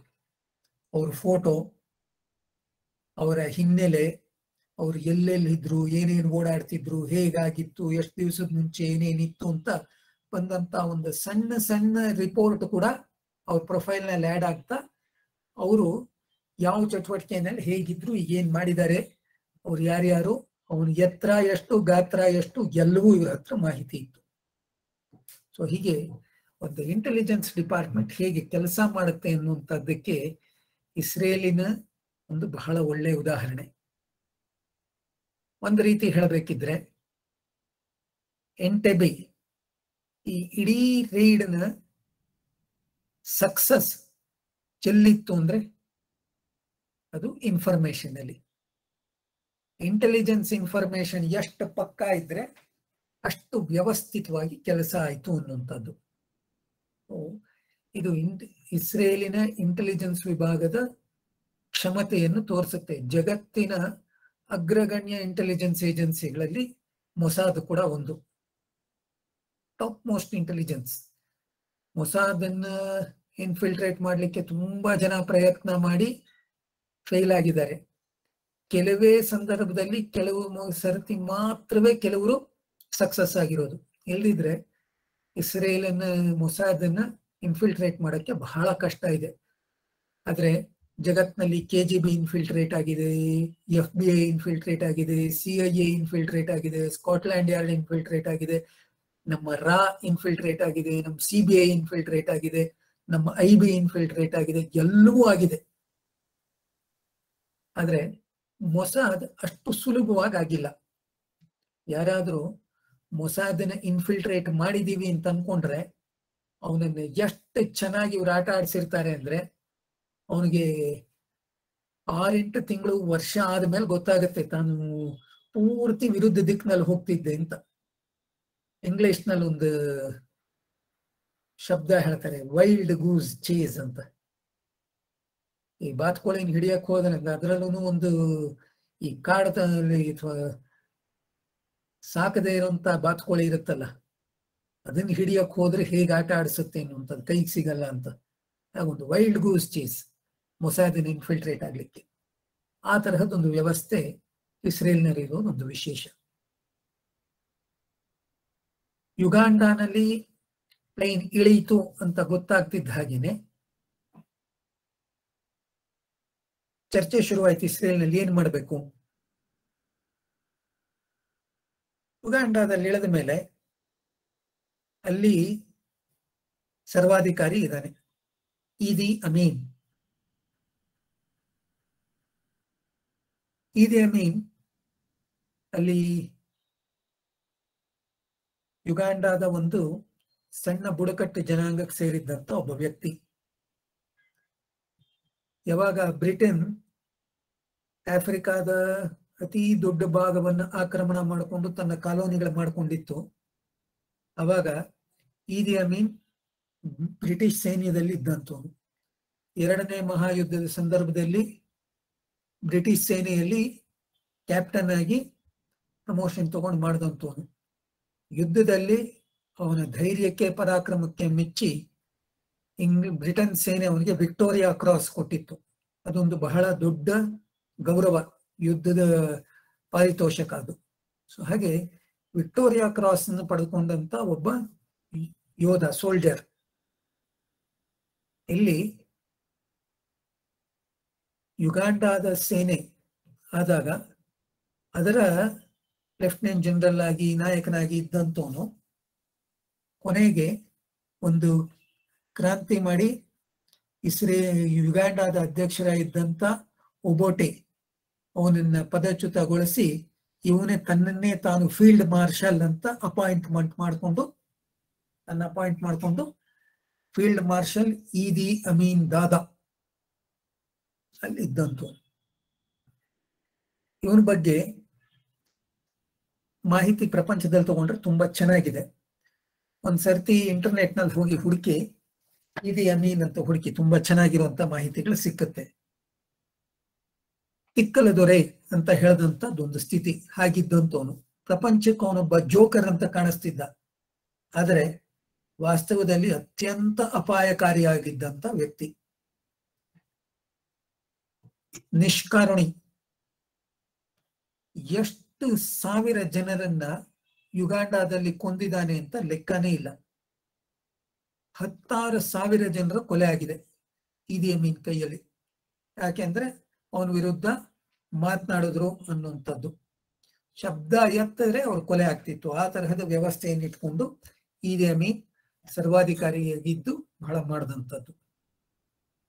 ಇನ್ನು ಯುಗಾಂಡಾ ಬಗ್ಗೆ ಒಂದು ಸಣ್ಣದಾಗಿ ಹೇಳಬೇಕಿದ್ರೆ, ಬ್ರಿಟಿಷರಿಂದ ಸ್ವತಂತ್ರ ಆಯಿತು ಯುಗಾಂಡ. ಒಂದ್ಸರ್ತಿ ಸ್ವತಂತ್ರ ಬಂದ ಮೇಲಿಂದ ಯುಗಾಂಡ ತನ್ನ ದೇಶದ ನಿರ್ಮಾಣಕ್ಕೆ ತುಂಬಾ ಪ್ರಯತ್ನ ಮಾಡ್ತಿತ್ತು. ಸಹಜವಾಗಿ ಒಂದು ದೇಶದ ಮೇಲೆ ತನ್ನ ಪ್ರಭಾವ ರೂಪಿಸ್ಕೋಬೇಕು ಅಂತ ಎಲ್ಲ ದೇಶಗಳು ಪ್ರಯತ್ನ ಮಾಡ್ತಿರುತ್ತೆ. ಆ ದೇಶವನ್ನು ತಮ್ಮ ಜೊತೆಗೆ ಇಟ್ಕೋಬೇಕು ಅಂತ. ಈಗ ನಾವಿಲ್ಲಿ ನೋಡ್ತೀವಿ, ಭಾರತ ಸ್ವತಂತ್ರ ಆಗ್ತಿದ್ದ ಹಾಗೇನೆ ಭಾರತವನ್ನು ತನ್ನ ಜೊತೆಗೆ ಇಟ್ಕೋಬೇಕು ಅಂತ ಪ್ರಯತ್ನ ಮಾಡಿದ್ರಲ್ಲಿ ರಷ್ಯಾ ಯಶಸ್ವಿ ಆಯ್ತು. ಭಾರತ ಇವತ್ತಿನವರೆಗೆ ರಷ್ಯಾದ ಜೊತೆಗೆ ತುಂಬಾ ಘನಿಷ್ಠವಾದ ಸಂಬಂಧ ಇದೆ. ಹಾಗಿದ್ರೆ ಭಾರತದ ವಿರುದ್ಧ ಇದ್ದಂತ ಪಾಕಿಸ್ತಾನವನ್ನ ಅಮೆರಿಕ ಬೆಳೆಸ್ತಾ ಬಂತು. ಸೊ ಹೀಗೆ ಪ್ರತಿ ದೇಶ ತನ್ನ ಪ್ರಭಾವವನ್ನು ಎಲ್ಲಾದ್ರೂ ವಿಸ್ತರಿಸ್ಕೋಬೇಕು ಅಂತ ಪ್ರಯತ್ನ ನಡೆಸ್ತಾ ಇರುತ್ತೆ. ಈ ಒಂದು ಪ್ರಯತ್ನದ ಒಂದು ವಿಶೇಷತೆ ಏನಂದ್ರೆ, ಅವತ್ತು ಯುಗಾಂಡ ಸ್ವಾತಂತ್ರ್ಯ ಆದ ಮೇಲಿಂದ ಯುಗಾಂಡಾಗೆ ಇಸ್ರೇಲಿನ ಮಿಲಿಟರಿ ಜನರಲ್ ಮತ್ತು ಅಲ್ಲಿನ ಇಂಟೆಲಿಜೆನ್ಸ್ ಡಿಪಾರ್ಟ್ಮೆಂಟ್ ಅವರು ಬಂದು ಅಲ್ಲಿ ಯುಗಾಂಡಾದ ಅಧ್ಯಕ್ಷ ಒಬೋಟೆ ಜೊತೆ ಮಾತುಕತೆ ನಡೆಸಿದ್ರು. ಇಸ್ರೇಲಿನ ಮಿಲಿಟರಿ ಬಗ್ಗೆ ಗೊತ್ತಿದ್ದಂತ ಒಬೋಟೆ ಅಲ್ಲೊಂದು ರಿಕ್ವೆಸ್ಟ್ ಕೊಟ್ಟ, ಒಂದು ಬೇಡಿಕೆಯನ್ನಿಟ್ಟಂಥದ್ದು. ಇಸ್ರೇಲ್ ಸೇನೆ ಯುಗಾಂಡಾಗೆ ಒಂದು ಬಲವಾದ ಸೇನೆ ಕಟ್ಟಕ್ಕೂ ಸಹಕಾರ ಕೊಡಬೇಕು ಅಂತ. ಇಸ್ರೇಲ್ ಅದಕ್ಕೆ ಒಪ್ಕೋತು. ತಮ್ಮ ಪ್ರಭಾವ ಇಲ್ಲಿ ಬೆಳಿಬಹುದಾದಂತಹದ್ದಾದ್ರೆ ಅದನ್ನು ಮಾಡಬೇಕು ಅಂತ. ಯುಗಾಂಡ ಇನ್ನೊಂದು ವಿಷಯಕ್ಕೆ ಬಹಳ ಮುಖ್ಯವಾಗಿದ್ದಂಥದ್ದು. ನಮ್ಗೆಲ್ಲ ಯಹೂದಿಗಳ ಇತಿಹಾಸ ಒಂದು ಸ್ವಲ್ಪ ಗೊತ್ತಾಗ್ಬೇಕಾದ್ರೆ, ಯಹೂದಿಗಳು ಮೂಲದಲ್ಲಿದ್ದಂಥದ್ದು ಆಫ್ರಿಕಾದಲ್ಲಿ, ಈಜಿಪ್ಟ್ನಲ್ಲಿ. ಅವರನ್ನ ಗುಲಾಮರನ್ನಾಗಿ ಇಟ್ಕೊಂಡಂತದ್ದು ಈಜಿಪ್ಟಿನ ರಾಜರು, ಫಾರೋಗಳು. ಬಹಳ ಹಿಂಸೆ ಕೊಡ್ತಿದ್ರು, ತುಂಬಾ ಕೀಳಾಗಿ ನಡೆಸ್ಕೋತಿದ್ರು. ಆ ಸಂದರ್ಭದಲ್ಲಿ ಈಗ ಒಂದು 4000 ವರ್ಷದ ಮುಂಚೆ ಮೋಸೆಸ್ ಅಲ್ಲಿ ಈಜಿಪ್ಟ್ನಲ್ಲಿದ್ದ ಯಹೂದಿಗಳಲ್ಲಿ ಹುಟ್ಟಿದಂತವನು, ಅವನು ಫಾರೋಗಳ ವಿರುದ್ಧ ನಿಂತ ಬಹಳ ದೊಡ್ಡ ಪ್ರಮಾಣದಲ್ಲಿ ಯಹೂದಿಗಳನ್ನು ಪ್ರತಿಭಟನೆಗೆ ತಗೊಂಡ. ಮೋಸೆಸ್ಗೆ ಬಹಳ ದೊಡ್ಡ ದೈವಿ ಶಕ್ತಿ ಇತ್ತು ಅಂತ ಹೇಳ್ತಾ ನಡೀತಿತ್ತು. ಸೊ ಅದರ ವಿರುದ್ಧ ಹೋರಾಟ, ಅವರ ಫಾರೋಗಳ ವಿರುದ್ಧ ಮೋಸೆಸ್ ನಿಂತ್ಕೊಂಡು ಅಲ್ಲಿ ರಾಜನಿಗೆ ಶಾಪ ಕೊಟ್ಟ, ಈಜಿಪ್ಟ್ನಲ್ಲಿ ಮಕ್ಕಳೆಲ್ಲ ಸಾಯ್ತಾರೆ ಅಂದ್ರು, ಸತ್ತು ಹೋದ್ರು, ರಾಜನ ಅರಮನೆಗೆ ಅನಿಷ್ಟಗಳು ಬರುತ್ತೆ ಅಂತ ಶಾಪ ಕೊಟ್ಟ ಬಂತು. ಹೀಗೆಲ್ಲ ಹೇಳ್ತಾ ಕೊನೆಗೆ ಯಹೂದಿಗಳನ್ನ ಈಜಿಪ್ಟ್ನಿಂದ ಕರ್ಕೊಂಡು ಹೊರಟ ಅಂತ. ಯಹೂದಿಗಳನ್ನ ಎಲ್ಲಿ ಕರ್ಕೊಂಡು ಹೋಗ್ಬೇಕು ಅಂತ ಮೋಸೆಸ್ ಹುಡುಕೊಂಡು ಹೋಗುವಾಗ ಅವನು ಇವತ್ತಿನ ಪ್ಯಾಲೆಸ್ಟೈನ್ ಅಂದ್ರೆ ಇವತ್ತಿನ ಇಸ್ರೇಲ್ ಇದ್ದಂತ ಜಾಗಕ್ಕೆ ಬಂದ. ಆಮೇಲೆ ಅದು ಪ್ಯಾಲೆಸ್ಟೈನು ಆಗಿತ್ತು. ಅವಾಗ ಪ್ಯಾಲೆಸ್ಟೈನ್ ಅಂತ ಕರೆಸ್ಕೋತಿರ್ಲಿಲ್ಲ. ಅರಬ್ ದೇಶದ ಒಂದಷ್ಟು ಪ್ರದೇಶಗಳಿಗೆ ಅವನು ಈ ಕಡೆ ಬಂದ. ಆದ್ರೆ ಒಂದು ಇತಿಹಾಸ ಹೇಗಿರುತ್ತೆ ಅಂದ್ರೆ, ಮೋಸೆಸ್ ಅವಾಗ ಯೋಚನೆ ಮಾಡ್ತಿದ್ದ, ಅದಾದ ಮೇಲಿಂದ ಯಾವಾಗ 2ನೇ ಮಹಾಯುದ್ಧದಲ್ಲಿ ಬಹಳ ದೊಡ್ಡ ಪ್ರಮಾಣದಲ್ಲಿ ಯಹೂದಿಗಳ ಹತ್ಯೆ ಆಗ್ತಿತ್ತು, ಯಹೂದಿಗಳು ತಮ್ಮ ಸ್ವಂತವಾಗಿ ಒಂದು ದೇಶವನ್ನು ಕಟ್ಟಬೇಕು, ಇಸ್ರೇಲ್ ನಿರ್ಮಾಣ ಆಗಬೇಕು ಅಂತ, ಆ ಸಂದರ್ಭದಲ್ಲಿ ಇವತ್ತಿನ ಇಸ್ರೇಲ್ ಪ್ರದೇಶದಲ್ಲಿ ಅಕಸ್ಮಾತ್ ಇಸ್ರೇಲ್ಗಳ ಒಂದು ದೇಶ ನಿರ್ಮಾಣ ಮಾಡಕ್ಕಾಗದಿದ್ರೆ, ಯಹೂದಿಗಳ ದೇಶ ಇನ್ನೆಲ್ಲ ಮಾಡಬಹುದು ಅಂದ್ರೆ, ಅವರೆಲ್ಲರೂ ಬಂದು ಒಂದು ನಿರ್ಣಯ ಇದ್ದಿದ್ದು ಅಂದ್ರೆ ಈ ಯುಗಾಂಡಾದಲ್ಲಿ ನಾವು ಯಹೂದಿಗಳ ದೇಶವನ್ನು ನಿರ್ಮಾಣ ಮಾಡ್ಕೋಬಹುದು ಅಂತ. ಕಾಕತಾಳೀಯವಾಗಿ ಈಗ ಅದೇ ಯುಗಾಂಡಾದ ಅಧ್ಯಕ್ಷ ಇಸ್ರೇಲ್ನ ಸೇನೆಯನ್ನ ತನ್ನ ಸೇನೆಯ ನಿರ್ಮಾಣಕ್ಕೋಸ್ಕರ ಕೇಳ್ಕೊಂಡಂಥದ್ದು. ಇಡೀ ಯುಗಾಂಡ ಸೇನೆಗೆ ಅವತ್ತು ಟ್ರೈನಿಂಗ್ ಕೊಟ್ಟಂತವ್ರು ಇಸ್ರೇಲ್ನವರು. ಒಪ್ಪಂದ ಸೈನ್ ಆಯ್ತು ಅವತ್ತಿನ ಫಾರಿನ್ ಮಿನಿಸ್ಟರ್ ಜೊತೆಗೆ, ಮತ್ತು ಯುಗಾಂಡಾದ ಫಾರಿನ್ ಮಿನಿಸ್ಟ್ರು ಇಸ್ರೇಲ್ನ ಫಾರಿನ್ ಮಿನಿಸ್ಟ್ರು ಒಪ್ಪಂದ ಸೈನ್ ಮಾಡಿ ಬಂತು. ಇಸ್ರೇಲಿನ ಸೇನಾ ನಾಯಕರು ಬಂದ್ರು ಯುಗಾಂಡಾಗೆ. ಬಂದು ಇಲ್ಲಿಯ ಸೇನೆ ಏನಿದೆ ಅಂತ ನೋಡಿದಾಗ ಅಲ್ಲಿ ಒಂದು ಬೆಟಾಲಿಯನ್ ಇತ್ತು, ತುಂಬಾ ಚೆನ್ನಾಗಿದ್ದಂತ ಒಂದು ಬೆಟಾಲಿಯನ್. ಅಲ್ಲಿ ನಡೆದಂತ ಪೆರೇಡು, ಡ್ರಿಲ್ಲು, ಗ್ರೌಂಡ್ ನಲ್ಲಿ ನಡೆದಂತ ಎಲ್ಲತ್ರಲ್ಲೂ ಆ ಒಂದು ಬೆಟಾಲಿಯನ್ ತುಂಬಾ ಚೆನ್ನಾಗಿ ಪರ್ಫಾರ್ಮ್ ಮಾಡ್ತು. ಆದ್ರೆ ಇದನ್ನು ನೋಡ್ತಿದ್ದಂತ ಇಸ್ರೇಲಿನ ಸೇನೆ ನಾಯಕರಿಗೆ ಏನನ್ನಿಸ್ತು, ಯಾವುದೋ ಒಂದು ಸಿನಿಮಾ ಶೂಟಿಂಗ್ಗೆ ಒಬ್ಬ ಸಿನಿಮಾ ಹೀರೋಗೆ ನೀನು ಸೈನಿಕನ್ ತರ ಮಾಡು ಅಂದ್ರೆ ಅವ್ನು ಮಾಡ್ತಾನಂತ, ಚೆನ್ನಾಗಿರುತ್ತೆ ಅಂತ. ಒಂದು ಕಾಮಿಕ್ ಅಂತ ಅನ್ನಿಸ್ತಿತ್ತು ಅದನ್ನ ನೋಡಿದ್ರೆ. ಯಾಕಂದ್ರೆ ಹೋರಾಟದ ವಿಷಯಕ್ಕೆ ತಗೊಳಕ್ ಹೋದ್ರೆ ಇವ್ರದ್ದೇನಿಲ್ಲ, ಪ್ರದರ್ಶನಕ್ಕೆ ತುಂಬಾ ಚೆನ್ನಾಗಿದೆ, ಒಳ್ಳೆ ಚೆನ್ನಾಗಿ ಪೆರೇಡ್ ಮಾಡಿದ್ರು, ಸಂಚಲನ ಚೆನ್ನಾಗಿತ್ತು. ಆದ್ರೆ ನಿಜಕ್ಕೂ ಇದು ಹೋರಾಟಕ್ಕೆ ಬರುತ್ತಾ ಈ ಸೇನೆ ಅಂದ್ರೆ ಬಹಳ ಕಷ್ಟದ ಸ್ಥಿತಿಲಿ ಇದ್ದಂಥದ್ದು. ಅಲ್ಲಿಂದ ಇವರು ಸೇನೆ ನಿರ್ಮಾಣ ಮಾಡ್ಲಿಕ್ಕೆ ಹೊರಟರು. ಹಾಗಾಗಿ ಕೇವಲ 1,000 ಜನ ಸೈನಿಕರಿದ್ದಂತಹ ಯುಗಾಂಡ ಸೇನೆಯನ್ನ ನಿರ್ಮಾಣ ಮಾಡಕ್ ಹೋಗ್ತಾ ಒಂದೊಂದು ಚಿಕ್ಕ ಚಿಕ್ಕ ಕಂಪನಿ ತಗೊಂಡು 100 ಜನರದ್ದು ತಗೊಂಡು ಅಲ್ಲಿಂದ ಅವ್ರಿಗೆ ಟ್ರೈನಿಂಗ್ ಕೊಡಕ್ಕೆ ಶುರು ಮಾಡಿದ್ರು. ಹೀಗೆ ಯುಗಾಂಡ ಸೇನೆಯನ್ನ ಟ್ರೈನ್ ಮಾಡಿದಂಥದ್ದು ಯಹೂದಿಗಳು. ಯುಗಾಂಡಾಗೆ ಒಂದು ಏರ್ ಫೋರ್ಸ್ ಇದನ್ನು ಸಿದ್ಧ ಮಾಡಿಕೊಟ್ಟು ಟ್ರೈನಿಂಗ್ ಕೊಟ್ಟಂತವರು ಇಸ್ರೇಲ್ನವರು. ಎಷ್ಟು ಚೆನ್ನಾಗಿದ್ದಂತ ಸಂಬಂಧ ಒಂದು ಹಂತದಲ್ಲಿ ಹಳಸಕ್ ಶುರುವಾಯಿತು. ಕೊನೆಗೆ ಈದಿ ಅಮೀನ್ ಇದ್ದಂತ ಎಲ್ಲಾ ಇಸ್ರೇಲಿಗಳನ್ನು ಯುಗಾಂಡಾದಿಂದ ಹೊರಗೆ ಹಾಕ್ತ. ಅದು ಯಾಕೆ, ಏನು, ಹೇಗೆ, ಅದಕ್ಕೆ ಇನ್ನೊಂದು ಸರ್ತಿ ವಿವರವಾಗಿ ಒಂದು ಚರ್ಚೆ ಮಾಡ್ಬೋದು. ಇವತ್ತಿನ ಕಡಿಮೆ ಸಮಯದಲ್ಲಿ ಅದಕ್ಕೆ ಹೋಗದೆ ಒಟ್ಟಲ್ಲಿ 2 ದೇಶದ ಮಧ್ಯದಲ್ಲಿ ಸಂಬಂಧ ಹಳಸಿದ್ರೆ ಹೇಗಿರುತ್ತೆ ಅನ್ನುವಂಥದ್ದಕ್ಕೆ ಮಾತ್ರ ಒಂದು ಸಣ್ಣ ಮಾಹಿತಿಗೋಸ್ಕರ ಹೇಳ್ತೀನಿ. ಸಂಬಂಧ ಹಳಸ್ತು. ಅವಾಗಿನಿಂದ ಇಸ್ರೇಲ್ನ ಬದ್ಧ ವಿರೋಧಿಯಾದಂಥವನು ಈದಿ ಅಮೀನ್. ವಾಸ್ತವಿಕವಾಗಿ ಈದಿ ಅಮೀನ್ಗೆ ಇಸ್ರೇಲಿನ ತುಂಬಾ ಜನ ಸೈನಿಕರು ಬಹಳ ಒಳ್ಳೆ ಸಂಬಂಧ ಇದ್ದಂಥದ್ದಿತ್ತು. ಯಾಕಂದ್ರೆ ಒಂದು ಸರ್ತಿ ಈದಿ ಅಮೀನನ್ನ ಹತ್ಯೆ ಮಾಡಬೇಕು ಅಂತ ಯುಗಾಂಡಾದ ಸೈನಿಕರೇ ಕೆಲವರು ಸಿದ್ಧವಾಗಿ ನಿಂತಿದ್ರು. ಆ ಸಂದರ್ಭದಲ್ಲಿ ಈದಿ ಅಮೀನನ್ನ ರಕ್ಷಣೆ ಮಾಡಿ ಬದುಕಿಸಿದ್ದೇ ಇಸ್ರೇಲಿನ ಸೈನಿಕರು. ಸೊ ಹೀಗೆ ಈ ಎಲ್ಲದರ ಮಧ್ಯದಲ್ಲಿ ಇಸ್ರೇಲ್ ವಿರುದ್ಧ ಈದಿ ಅಮೀನ್ ನಿಂತಿದ್ದ. ಹಾಗಾಗಿ ಈ ಪ್ಯಾಲೆಸ್ಟೈನ್ ಲಿಬರೇಷನ್ ಆರ್ಗನೈಸೇಷನ್ಗಳು, PLO, PFLP ಈ ತರಹದ ಎಲ್ಲಾ ಸಂಸ್ಥೆಗಳಿಗೂ ಈದಿ ಅಮೀನ್ ಬಹಳ ದೊಡ್ಡ ಪ್ರಮಾಣದಲ್ಲಿ ಸಹಕಾರ ಕೊಡ್ತಾ ಬಂದ. ಈ PFLPಯ ಒಬ್ಬ ದೊಡ್ಡ ಅಧಿಕಾರಿ ಮಾತನಾಡ್ತಾ ಈದಿ ಅಮೀನ್ ಬಗ್ಗೆ ಮೆಚ್ಚುಗೆ ವ್ಯಕ್ತಪಡಿಸಿ ಒಂದು ಸ್ಟೇಟ್ಮೆಂಟ್ ಕೊಟ್ಟ. ಅದು ಅವತ್ತಿನ ಜಗತ್ತಿನ ಮಾಧ್ಯಮದಲ್ಲಿ ಬಂತು. ಅವನು ಈದಿ ಅಮೀನ್ ಹೇಳ್ದ, ನಿನಗೆ ನಾವು ಧನ್ಯವಾದ ಅರ್ಪಿಸ್ಬೇಕಾದಷ್ಟು ಜಗತ್ತಿನಲ್ಲಿ ಯಾರಿಗೂ ಅರ್ಪಿಸ್ಲಿಕ್ಕೆ ಸಾಧ್ಯ ಇಲ್ಲ. ಯಾಕಂದ್ರೆ ನೀನು ನಮ್ಗೆ ಎಷ್ಟು ಸಹಕಾರ ಕೊಟ್ಟಿದ್ಯಾ ಅಂದ್ರೆ ಜಗತ್ತಿನ ಯಾವ ದೇಶವೂ ನಮಗ್ ಕೊಟ್ಟಿಲ್ಲ. ಎಲ್ಲಕ್ಕಿಂತ ಮುಖ್ಯವಾಗಿ ಈದಿ ಅಮೀನ್ ಯುಗಾಂಡಾದಿಂದ ನಮಗೂ ಕೊಡ್ತಿರುವಂತ ಬಹಳ ದೊಡ್ಡ ಸಹಕಾರ ಯಾವುದು ಅಂದ್ರೆ ಪ್ಯಾಲೆಸ್ಟೈನ್ ಲಿಬರೇಷನ್ ಫ್ರಂಟ್ಗೆ ಕೊಡ್ತಿರುವಂತದ್ದು ಏರ್ ಫೋರ್ಸ್ ಕೂಡ ನೀವು ನಮ್ಗೆ ಕೊಡಕ್ ಶುರು ಮಾಡಿದ್ದೀರಿ. ನಮ್ಮಲ್ಲಿ ಪೈಲಟ್ಗಳಿಗೆ ಟ್ರೈನಿಂಗ್ ಕೊಡ್ತಾ ಇದ್ದೀರಿ, ಅವರನ್ನು ನಿರ್ಮಾಣ ಮಾಡ್ತಿದ್ದೀರಿ. PFLP ಒಂದು ಏರ್ ಫೋರ್ಸ್ ಅನ್ನು ನಾವೇನಾದ್ರೂ ನಿರ್ಮಾಣ ಮಾಡ್ಕೊಳಕ್ಕಾದ್ರೆ ಇಸ್ರೇಲ್ ಅನ್ನು ಸಂಪೂರ್ತಿ ನಿರ್ನಾಮ ಮಾಡ್ತೀವಿ ಅಂತ. ಅಂದ್ರೆ ಭಯೋತ್ಪಾದಕರಿಗೆ ಏರ್ ಫೋರ್ಸ್ ಸಿಕ್ಕಿದ್ರೆ ಏನಾಗಬಹುದು ಜಗತ್ತಿನಲ್ಲಿ ಅಂತ ಗೊತ್ತಾಗತ್ತಾ? ಈ ಕೆಲಸವನ್ನ ಯುಗಾಂಡ ಮಾಡ್ತಿತ್ತು.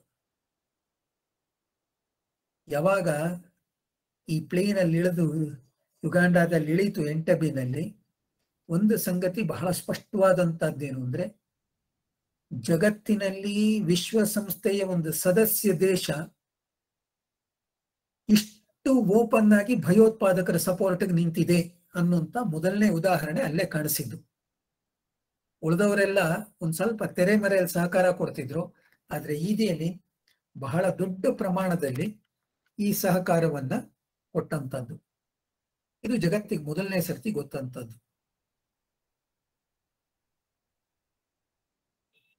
ಅಲ್ಲಿ ಒಂದು ಸರ್ತಿ ಭಯೋತ್ಪಾದಕರು ಯುಗಾಂಡಾದಲ್ಲಿ ಬೇರೂರಿದ ತಕ್ಷಣ ತಮ್ಮ ಡಿಮಾಂಡ್ಗಳನ್ನು ಮುಂದಿಟ್ಟರು. ಏನು ಅಂದ್ರೆ ಪ್ರಪಂಚದಲ್ಲಿ ಬೇರೆ ಬೇರೆ ದೇಶಗಳಲ್ಲಿ ಬಂಧನಕ್ಕೊಳಗಾಗಿರುವಂತ ಈ PFLP ಸಂಬಂಧಪಟ್ಟಂತ ಭಯೋತ್ಪಾದಕರು ಯಾರ್ಯಾರಿದ್ರು ಅವರನ್ನೆಲ್ಲರನ್ನು ಬಿಡುಗಡೆ ಮಾಡಬೇಕು ಅಂತ. ಒಟ್ಟು 53 ಜನಗಳ ಪಟ್ಟಿ ಕೊಟ್ರು. PFLP ನಲ್ಲಿ ಇದ್ದಂತ ಭಯೋತ್ಪಾದಕರನ್ನ ಬಿಡಬೇಕು ಅನ್ನುವಂಥದ್ದು. ಆ 53ರಲ್ಲಿ 40 ಜನ ಇಂಗ್ಲೆಂಡ್ ನಲ್ಲೇ ಇರುವಂತವ್ರು, ಇಸ್ರೇಲ್ ನಲ್ಲಿ ಇದ್ದಂಥವ್ರು. ಇನ್ನು 13 ಜನ ಬೇರೆ ಬೇರೆ ದೇಶಗಳಲ್ಲಿ ಇರುವಂತವ್ರು. ಸೊ ಯಾರ್ಯಾರು ಅದರಲ್ಲಿ ವಿಶೇಷವಾಗಿ, ಒಬ್ಬ ಮೊದಲನೇವನು ಆರ್ಚ್ ಬಿಷಪ್ ಹಿಲರಾಯ್ನ್ ಕೌಪೆಸಿ ಅಂತ ಅವನ ಹೆಸರು. ಅವನು ಗ್ರೀಕ್ ಕ್ಯಾಥೋಲಿಕ್ ಚರ್ಚ್ಗೆ ಸೇರಿದಂತವನು. ಅವನನ್ನ ಜೆರುಸಲಂ ಅಲ್ಲಿ 74ನೇ ಇಸ್ವಿನಲ್ಲಿ ಬಂಧನ ಮಾಡಿದ್ರು. ಬಂಧನ ಮಾಡಕ್ಕೆ ಅವನ ಹತ್ರ ಸಿಕ್ಕಾಕೊಂಡಿದ್ದೇನು ಅಂದ್ರೆ, ಅವನಿಗೆ ಡಿಪ್ಲೊಮ್ಯಾಟಿಕ್ ಇಮ್ಯುನಿಟಿ ಇತ್ತು. ತನ್ನ ಕಾರ್ ಒಳಗೆ ಭಯೋತ್ಪಾದಕರಿಗೆ ಬೇಕಾದಂತ ಗನ್ನುಗಳನ್ನು ತಗೊಂಡು ಹೋಗಿ ಶಸ್ತ್ರಾಸ್ತ್ರಗಳನ್ನು ಕೊಡ್ತಿದ್ದ ಅವನು. ಸೊ ಇವನು ಗನ್ನುಗಳ ಜೊತೆಗೆ ಸಿಕ್ಕಾಕೊಂಡು ಅಂತ ಇದ್ದಿದ್ದ. ಇನ್ನೊಬ್ಬ ಜಪಾನಿನ ಕಮ್ಯುನಿಸ್ಟ್ ಸೇರಿದಂತವನು, ಕೋಜೋ ಹೋಮಕೋಟೋ ಅಂತ ಅವನು, ರೆಡ್ ಆರ್ಮಿ ಜಪಾನ್. ಇನ್ನೊಂದು ಒಬ್ಬ ಆಫ್ರಿಕನ್ ಮುಸಲ್ಮಾನ, ವಿಲಿಯಂ ಜಾರ್ಜ್ ನ್ಯಾಸರ್, ಜೆರುಸಲಂ ಅಲ್ಲಿ ಸಿಕ್ಕಾಕೊಂಡಿದ್ದಂತವನು. ಹೀಗೆ 40 ಜನ ಜೆರುಸಲಂ ಅಲ್ಲಿ ಸಿಕ್ಕಾಕೊಂಡವರು. ಅದರಲ್ಲೊಬ್ಬ ವಿಶೇಷ ಅಂದ್ರೆ ಕ್ಯಾಮೆಲ್ ನಮ್ರಿ ಎನ್ನುವಂತವನು. ಅವನ ತಾಯಿ ಯಹೂದಿ, ಆದ್ರೆ ತಂದೆ ಮುಸಲ್ಮಾನ. ಹಾಗಾಗಿ ಇವನು ಹುಟ್ಟಿ ಒಂದು ಸ್ವಲ್ಪ ದೊಡ್ಡವನಾಗ್ತಿದ್ದ ಹಾಗೇನೆ ಅಲ್ಲಿದ್ದಂತ ಅಲ್ ಫತಾ ಅನ್ನುವಂತ ಒಂದು ಭಯೋತ್ಪಾದಕ ಸಂಘಟನೆ ಜೊತೆಗೆ ಸೇರ್ಕೊಂಡು ಇಸ್ರೇಲ್ ವಿರುದ್ಧ ಬಹಳ ದೊಡ್ಡ ಪ್ರಮಾಣದಲ್ಲಿ ಭಯೋತ್ಪಾದಕ ಚಟುವಟಿಕೆಗಳನ್ನು ನಡೆಸ್ತಿದ್ದಂಥವನು. ಸೊ ಹೀಗೆ ಈ ತರಹದ ಭಯೋತ್ಪಾದಕರ ಬಿಡುಗಡೆಗೆ ಲಿಸ್ಟ್ ಕೊಟ್ಟರು. ಇದು ಇಸ್ರೇಲ್ನಲ್ಲಿ ಸಿಕ್ಕಿದ ತಕ್ಷಣ ಅಲ್ಲಿ ಕ್ಯಾಬಿನೆಟ್ ನಲ್ಲಿ ಚರ್ಚೆ ಶುರುವಾಯಿತು, ಹೇಗೆ ಏನು ಅಂತೆಲ್ಲ. ಬಿಡುಗಡೆ ಮಾಡಕ್ ಏನ್ ಮಾಡ್ಬೇಕು, ಭಯೋತ್ಪಾದಕರ ಜೊತೆ ಮಾತುಕತೆ ನಡೆಸೋದು ಹೇಗೆ, ಇದೆಲ್ಲವೂ ನಡೀತಿತ್ತು. ಪ್ಲೇನ್ ಹೈಜಾಕ್ ಆಗಿದ್ದಂಥದ್ದು ಜೂನ್ 27ನೇ ತಾರೀಕು 1976ನೇ ಇಸ್ವಿ ಭಾನುವಾರದ ದಿವಸ. ಈ ಎಲ್ಲ ಆಗೋಷ್ಟೊತ್ತಿಗೆ ಮಂಗಳವಾರದ ಹೊತ್ತಿಗೆ ಈ ಎಲ್ಲ ಬೆಳವಣಿಗೆಗಳು ನಡೆದಿದ್ದಂಥದ್ದು. ಬುಧವಾರದೊಳಗೆ ಭಯೋತ್ಪಾದಕರನ್ನೆಲ್ಲ ಬಿಡುಗಡೆ ಮಾಡಕ್ ಶುರು ಮಾಡಬೇಕು ಅಂತ ಡಿಮಾಂಡ್ ಇಡ್ತಿದ್ರು.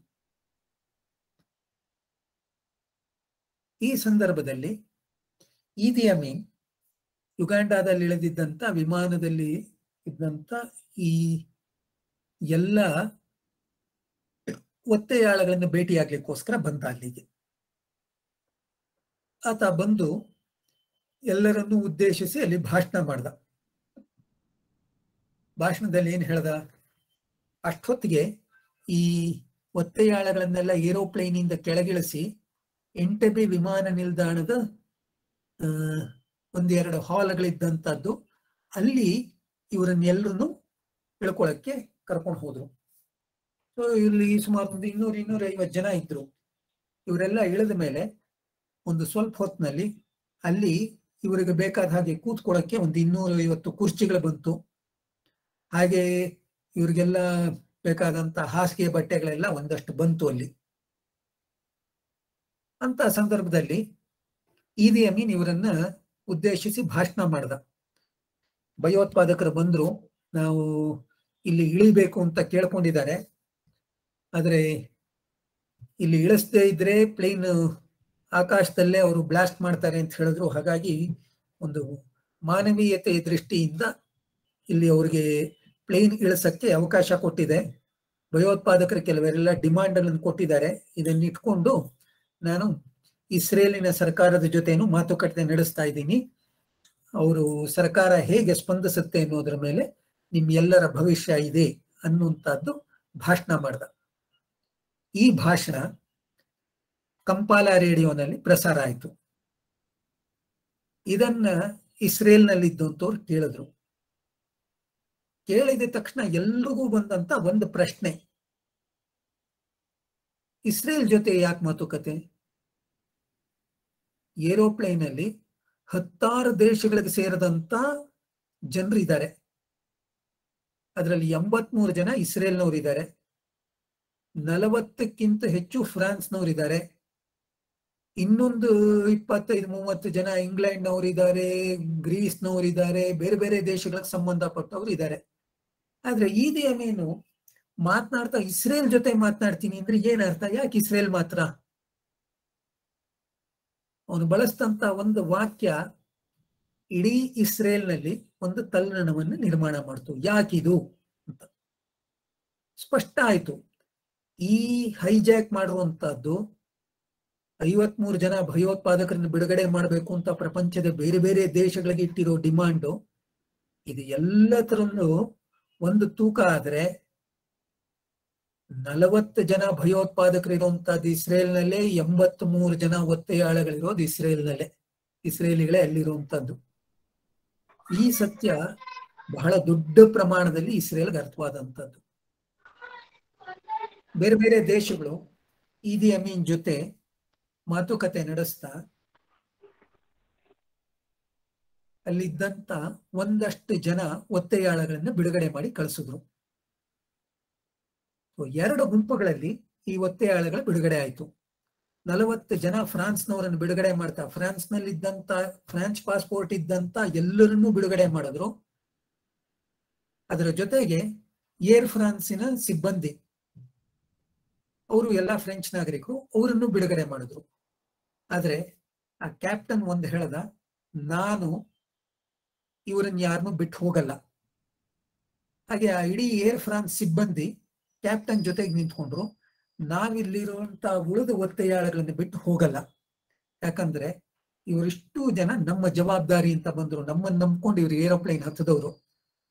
ಹಾಗಾಗಿ ಇವ್ರನ್ನ ಬಿಡಲ್ಲ, ನಾವು ಬಿಡುಗಡೆ ಆದ್ರೆ ಇವರೆಲ್ಲರ ಜೊತೆಗೆ ಬಿಡುಗಡೆ ಆಗ್ತೀವಿ, ಅಥವಾ ಸತ್ರೆ ಇವರೆಲ್ಲರ ಜೊತೆಗೆ ಸಾಯ್ತೀವಿ, ನಾವು ಪ್ರತ್ಯೇಕವಾಗಿ ಬಿಡುಗಡೆ ಆಗಲ್ಲ ಅಂತ ಏರ್ ಫ್ರಾನ್ಸಿನ ಸಿಬ್ಬಂದಿ ಅಲ್ಲಿ ಕೂತ್ಕೋತು ಅವತ್ತು. ಇನ್ನು ಉಳಿದಂತ ಬಿಡುಗಡೆ ಆದಂತ ಬಂದಂತವರಿಂದ ಇಸ್ರೇಲ್ನ ಇಂಟೆಲಿಜೆನ್ಸ್ ಡಿಪಾರ್ಟ್ಮೆಂಟ್ ಮಾಹಿತಿ ಸಂಗ್ರಹ ಮಾಡ್ಲಿಕ್ಕೆ ಶುರು ಮಾಡ್ತು. ಅದರಲ್ಲಿ ವಿಶೇಷವಾಗಿ ಒಬ್ಬ ಅಮೆರಿಕನ್ ಡಾಕ್ಟರ್ ಇದ್ದ. ಆ ಡಾಕ್ಟರ್ನ ಕರೆದು ಅವನನ್ನು ವಿಚಾರಣೆ ಮಾಡಿದ್ರು. ಅವನು ತುಂಬಾ ಸಂಗತಿಗಳನ್ನು ಹೇಳ್ದ, ಅನೇಕ ಮಾಹಿತಿಗಳನ್ನು ಅಲ್ಲಿ ಕೊಟ್ಟ. ಅಷ್ಟು ಮಾಹಿತಿ ಕೊಡ್ತಿರುವಂತ ಸಂದರ್ಭದಲ್ಲಿ ಇಸ್ರೇಲ್ಗೆ ಒಂದು ಅನ್ಸ್ಲಿಕ್ಕೆ ಶುರುವಾಯ್ತು, ಇಂಟೆಲಿಜೆನ್ಸ್ನವ್ರಿಗೆ ಈ ಮಾಹಿತಿ ಸಾಲದು, ಇನ್ನೂ ಬೇಕು ಅಂತ. ಅದಕ್ಕೋಸ್ಕರ ಅವನನ್ನ ಕೇಳಿದ್ರು, ನಿನ್ನನ್ನು ಹಿಪ್ನಟೈಸ್ ಮಾಡ್ತೀವಿ, ನೀನ್ ಅವಾಗ ಏನಾದ್ರೂ ಉತ್ತರ ಕೊಡ್ಲಿಕ್ಕೆ ಒಪ್ಪಿಗೆ ಇದೆಯಾ ಹಿಪ್ನಟೈಸ್ ಆಗಕ್ಕೆ ಅಂತ. ಒಪ್ಕೊಂಡ ಆ ಡಾಕ್ಟ್ರು. ಅವನನ್ನ ಹಿಪ್ನಟೈಸ್ ಮಾಡಿ ಅವನನ್ನ ಪ್ರಶ್ನೆ ಕೇಳಕ್ ಶುರು ಮಾಡಿದ್ರು. ಆಗ ಎಂಟಬಿ ವಿಮಾನ ನಿಲ್ದಾಣ ಮತ್ತು ಅಲ್ಲಿ ನಡೆದಂತ ಘಟನೆಗಳು ಮತ್ತು ಅವನು ಗಮನಿಸಿದಂತ ಅನೇಕ ಸಂಗತಿಗಳು ಯಾವುದು ಅವನು ಹಿಪ್ನಟೈಸ್ ಆಗದೆ ಎಚ್ಚರವಾಗಿದ್ದಂತ ಸಂದರ್ಭದಲ್ಲಿ ಅವನ ನೆನಪಿಗೆ ಬರ್ತಿರ್ಲಿಲ್ಲ ಅಂತ 10 ಪ್ರಮುಖವಾದ ಸಂಗತಿಗಳು ಹಿಪ್ನೋಸಿಸ್ ನಲ್ಲಿ ಗೊತ್ತಾಯ್ತು, ಹೊರಗಡೆ ತೆಗೆದಿದ್ದು. ಉದಾಹರಣೆಗೆ ಅವನು ಎಷ್ಟು ವಿವರಣೆ ಕೊಟ್ಟ ಅಂದ್ರೆ, ಎಂಟಬಿ ವಿಮಾನ ನಿಲ್ದಾಣದ ಹಾಲ್ನಲ್ಲಿ ಈ ಒತ್ತೆಯಾಳಗಳಿರುವಂತಹದ್ದು, ಅಲ್ಲಿ ಎಷ್ಟು ಬಾಗಿಲುಗಳಿದೆ, ಕಿಟಕಿಗಳು ಹೇಗಿದೆ, ಆ ಕಿಟಕಿ ಒಳಗಡೆಯಿಂದ ತೆಗೆಯೋದು ಹೊರಗಡೆಗೆ ತಳ್ಳಿ ತೆಗೆಯೋದು, ಬಾಗಿಲನ್ನು ಒಳಗಡೆಯಿಂದ ತೆಗೆಯೋದು ಹೊರಗಡೆಯಿಂದ ತೆಗೆಯೋದು, ಇಷ್ಟರವರೆಗೆ ಸಣ್ಣ ಮಾಹಿತಿಯನ್ನು ಅವನು ಹಿಪ್ನಟೈಸ್ ಆದಾಗ ಅವನಿಂದ ತಗೊಳಕ್ ಸಾಧ್ಯ ಆಯ್ತು. ಅಂದ್ರೆ ಒಂದು ಆಪರೇಷನ್ ಯೋಚನೆ ಮಾಡುವಾಗ ಹೇಗಿರುತ್ತೆ ಅಂತ. ಒಂದು ಕಡೆ ಇಡೀ ಕ್ಯಾಬಿನೆಟ್ ಮತ್ತು ಬೇರೆ ಬೇರೆ ಇಸ್ರೇಲಿನ ಜನಗಳ ಒತ್ತಡ ಇದೆಲ್ಲವೂ ಏನಾದ್ರೂ ಮಾಡಿ ಮಾತುಕತೆ ನಡೆಸಬೇಕು, ಒತ್ತೆಯಾಳಗಳು ಇಸ್ರೇಲ್ನ ಪ್ರಜೆಗಳು ಸುರಕ್ಷಿತವಾಗಿ ವಾಪಸ್ ಬರಬೇಕು ಅನ್ನುವಂಥದ್ದು. ಈ ಸಂದರ್ಭದಲ್ಲಿ ಏನೆಲ್ಲ ಮಾಡಬಹುದು ಅಂತ ಮಾತುಕತೆ ನಡೀತಾ ಬುಧವಾರದ ಡೆಡ್ಲೈನ್ ಬರೋಷ್ಟೊತ್ತಿಗೆ ಏನೂ ಪ್ರಗತಿ ಇಲ್ಲದೆ ಇತ್ತು. ಏನ್ ಮಾಡಬೇಕು ಅಂತ ಮುಂದಕ್ಕೆ ತಗೊಂಡು ಹೋಗಕ್ ಆಗ್ತಿರ್ಲಿಲ್ಲ. ಗುರುವಾರ ಒಂದು ಅನೌನ್ಸ್ಮೆಂಟ್ ಬಂತು ರೇಡಿಯೋ ಕಂಪಾಲಾದಿಂದ. ಭಯೋತ್ಪಾದಕರು ತಮ್ಮ ಡೆಡ್ಲೈನ್ ಅನ್ನು ಮುಂದುವರಿಸಿದ್ದಾರೆ. ಎಲ್ಲಿವರೆಗೆ ಅಂದ್ರೆ ಭಾನುವಾರವರೆಗೆ ಮುಂದುವರಿಸಿದ್ದಾರೆ. ಭಾನುವಾರ 4ನೇ ತಾರೀಕು, ಜುಲೈ 4, ಅಲ್ಲಿವರೆಗೆ ಈ ಡೆಡ್ಲೈನ್ ಮುಂದುವರೆದಂತದ್ದು ಅಂತ. ಸೊ ತಕ್ಷಣ ಇಸ್ರೇಲ್ನಲ್ಲಿ ಚರ್ಚೆ ಶುರುವಾಯಿತು. ಯಾಕೆ ಮುಂದುವರಿಸಿರಬಹುದು ಇವರು ಈ ಸಂಗತಿಯನ್ನ ಅನ್ನುವಂಥದ್ದು. ಸೊ ಅವಾಗ ಒಂದು ವಿಶೇಷ ಗೊತ್ತಾಗಿದ್ದು ಯಾವುದು ಅಂದ್ರೆ, ಆಫ್ರಿಕಾ ದೇಶಗಳದೆಲ್ಲ ಒಟ್ಟು ಸೇರಿದಂತ ಒಂದು ಒಕ್ಕೂಟ ಇದೆ. ಈ ಆಫ್ರಿಕಾ ಒಕ್ಕೂಟದ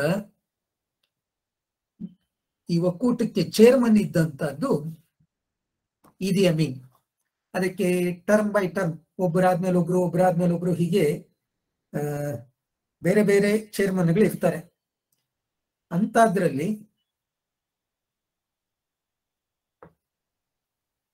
ಒಂದು ಸರ್ತಿ ಚೇರ್ಮನ್ ಆಗಿದ್ದಂಥದ್ದು ಈಗ ಈದಿ ಅಮೀನ್. ಸೊ ಅವನ ಚೇರ್ಮನ್ಶಿಪ್ ಮುಗಿಯುವಂತ ಸಮಯ, ಕೊನೆಯ ಸಮಾರೋಪಕ್ಕೆ ಅಲ್ಲಿ ಹೋಗ್ಬೇಕು. ಶುಕ್ರವಾರ ಮತ್ತು ಶನಿವಾರ 2 ದಿವಸ ಅವನು ಮೀಟಿಂಗ್ಗೋಸ್ಕರ ಅಲ್ಲಿ ಹೋಗಿರ್ತಾನೆ ಮಾರಿಷಸ್ಗೆ. ಇವನು ಯುಗಾಂಡಾದಿಂದ ಹೊರಗಿರೋವರೆಗೆ ಯಾವುದೇ ಅಪಾಯ ಇರಲ್ಲ ಅನ್ನುವಂತ ಇಸ್ರೇಲ್ನವರು ಗೊತ್ತಿತ್ತು. ಆದರೆ ಮಾಡೋದೇನು, 2,500 ಕಿಲೋಮೀಟರ್ ದೂರದಲ್ಲಿ ಇರುವಂತಹದ್ದು. ಯಾವುದೇ ತರಹದ ಮಿಲಿಟರಿ ಆಕ್ಷನ್ಗೆ ಸಾಧ್ಯತೆನೇ ಇಲ್ಲ ಅನ್ನುವಂಥದ್ದು. ಯಾಕಂದ್ರೆ ಈ 2,500 ಕಿಲೋಮೀಟರ್ ದೂರದಲ್ಲಿರುವಂತ ಅಷ್ಟೂ ಪ್ರದೇಶದಲ್ಲಿ ಬರೀ ಶತ್ರುಗಳೇ ಇರೋದು. ಇಸ್ರೇಲಿಗೆ ಮಿತ್ರ ದೇಶ ಯಾವುದೂ ಇಲ್ಲ. ಹುಡುಕ್ತಾ ಕೊನೆಗೆ ಎಲ್ಲಿ ಸಿಕ್ಕಿದ್ದು ಅಂದ್ರೆ ಪಕ್ಕದಲ್ಲಿರೋ ಕೀನ್ಯಾ, ಅಲ್ಲಿ ಸ್ವಲ್ಪ ಸಂಪರ್ಕ ಮಾಡಿ ಒಂದಾಗಬಹುದು ಅಂತ.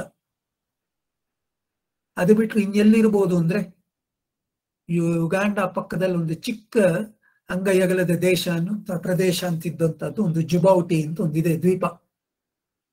ಅದು ಫ್ರೆಂಚರ ಕೈಯಲ್ಲಿ ಇರುವಂತಹದ್ದು, ಇನ್ನು ಫ್ರೆಂಚ್ ಕಾಲೋನಿ. ಅದನ್ನೇನಾದ್ರೂ ಬಳಕೆ ಮಾಡ್ಕೋಬಹುದಾ ಅಂತ ಒಂದು ಪ್ರಯತ್ನ. ಆದ್ರೆ ಏನು ಮಾಡಬೇಕು ಅಂದ್ರೆ ಅದಕ್ಕೊಂದು ಯೋಜನೆ ಏನು ಸಿದ್ಧ ಆಗಿರ್ಲಿಲ್ಲ. ಮಿಲಿಟರಿನಲ್ಲಿ ಪ್ರಯತ್ನ ನಡೀತಿತ್ತು.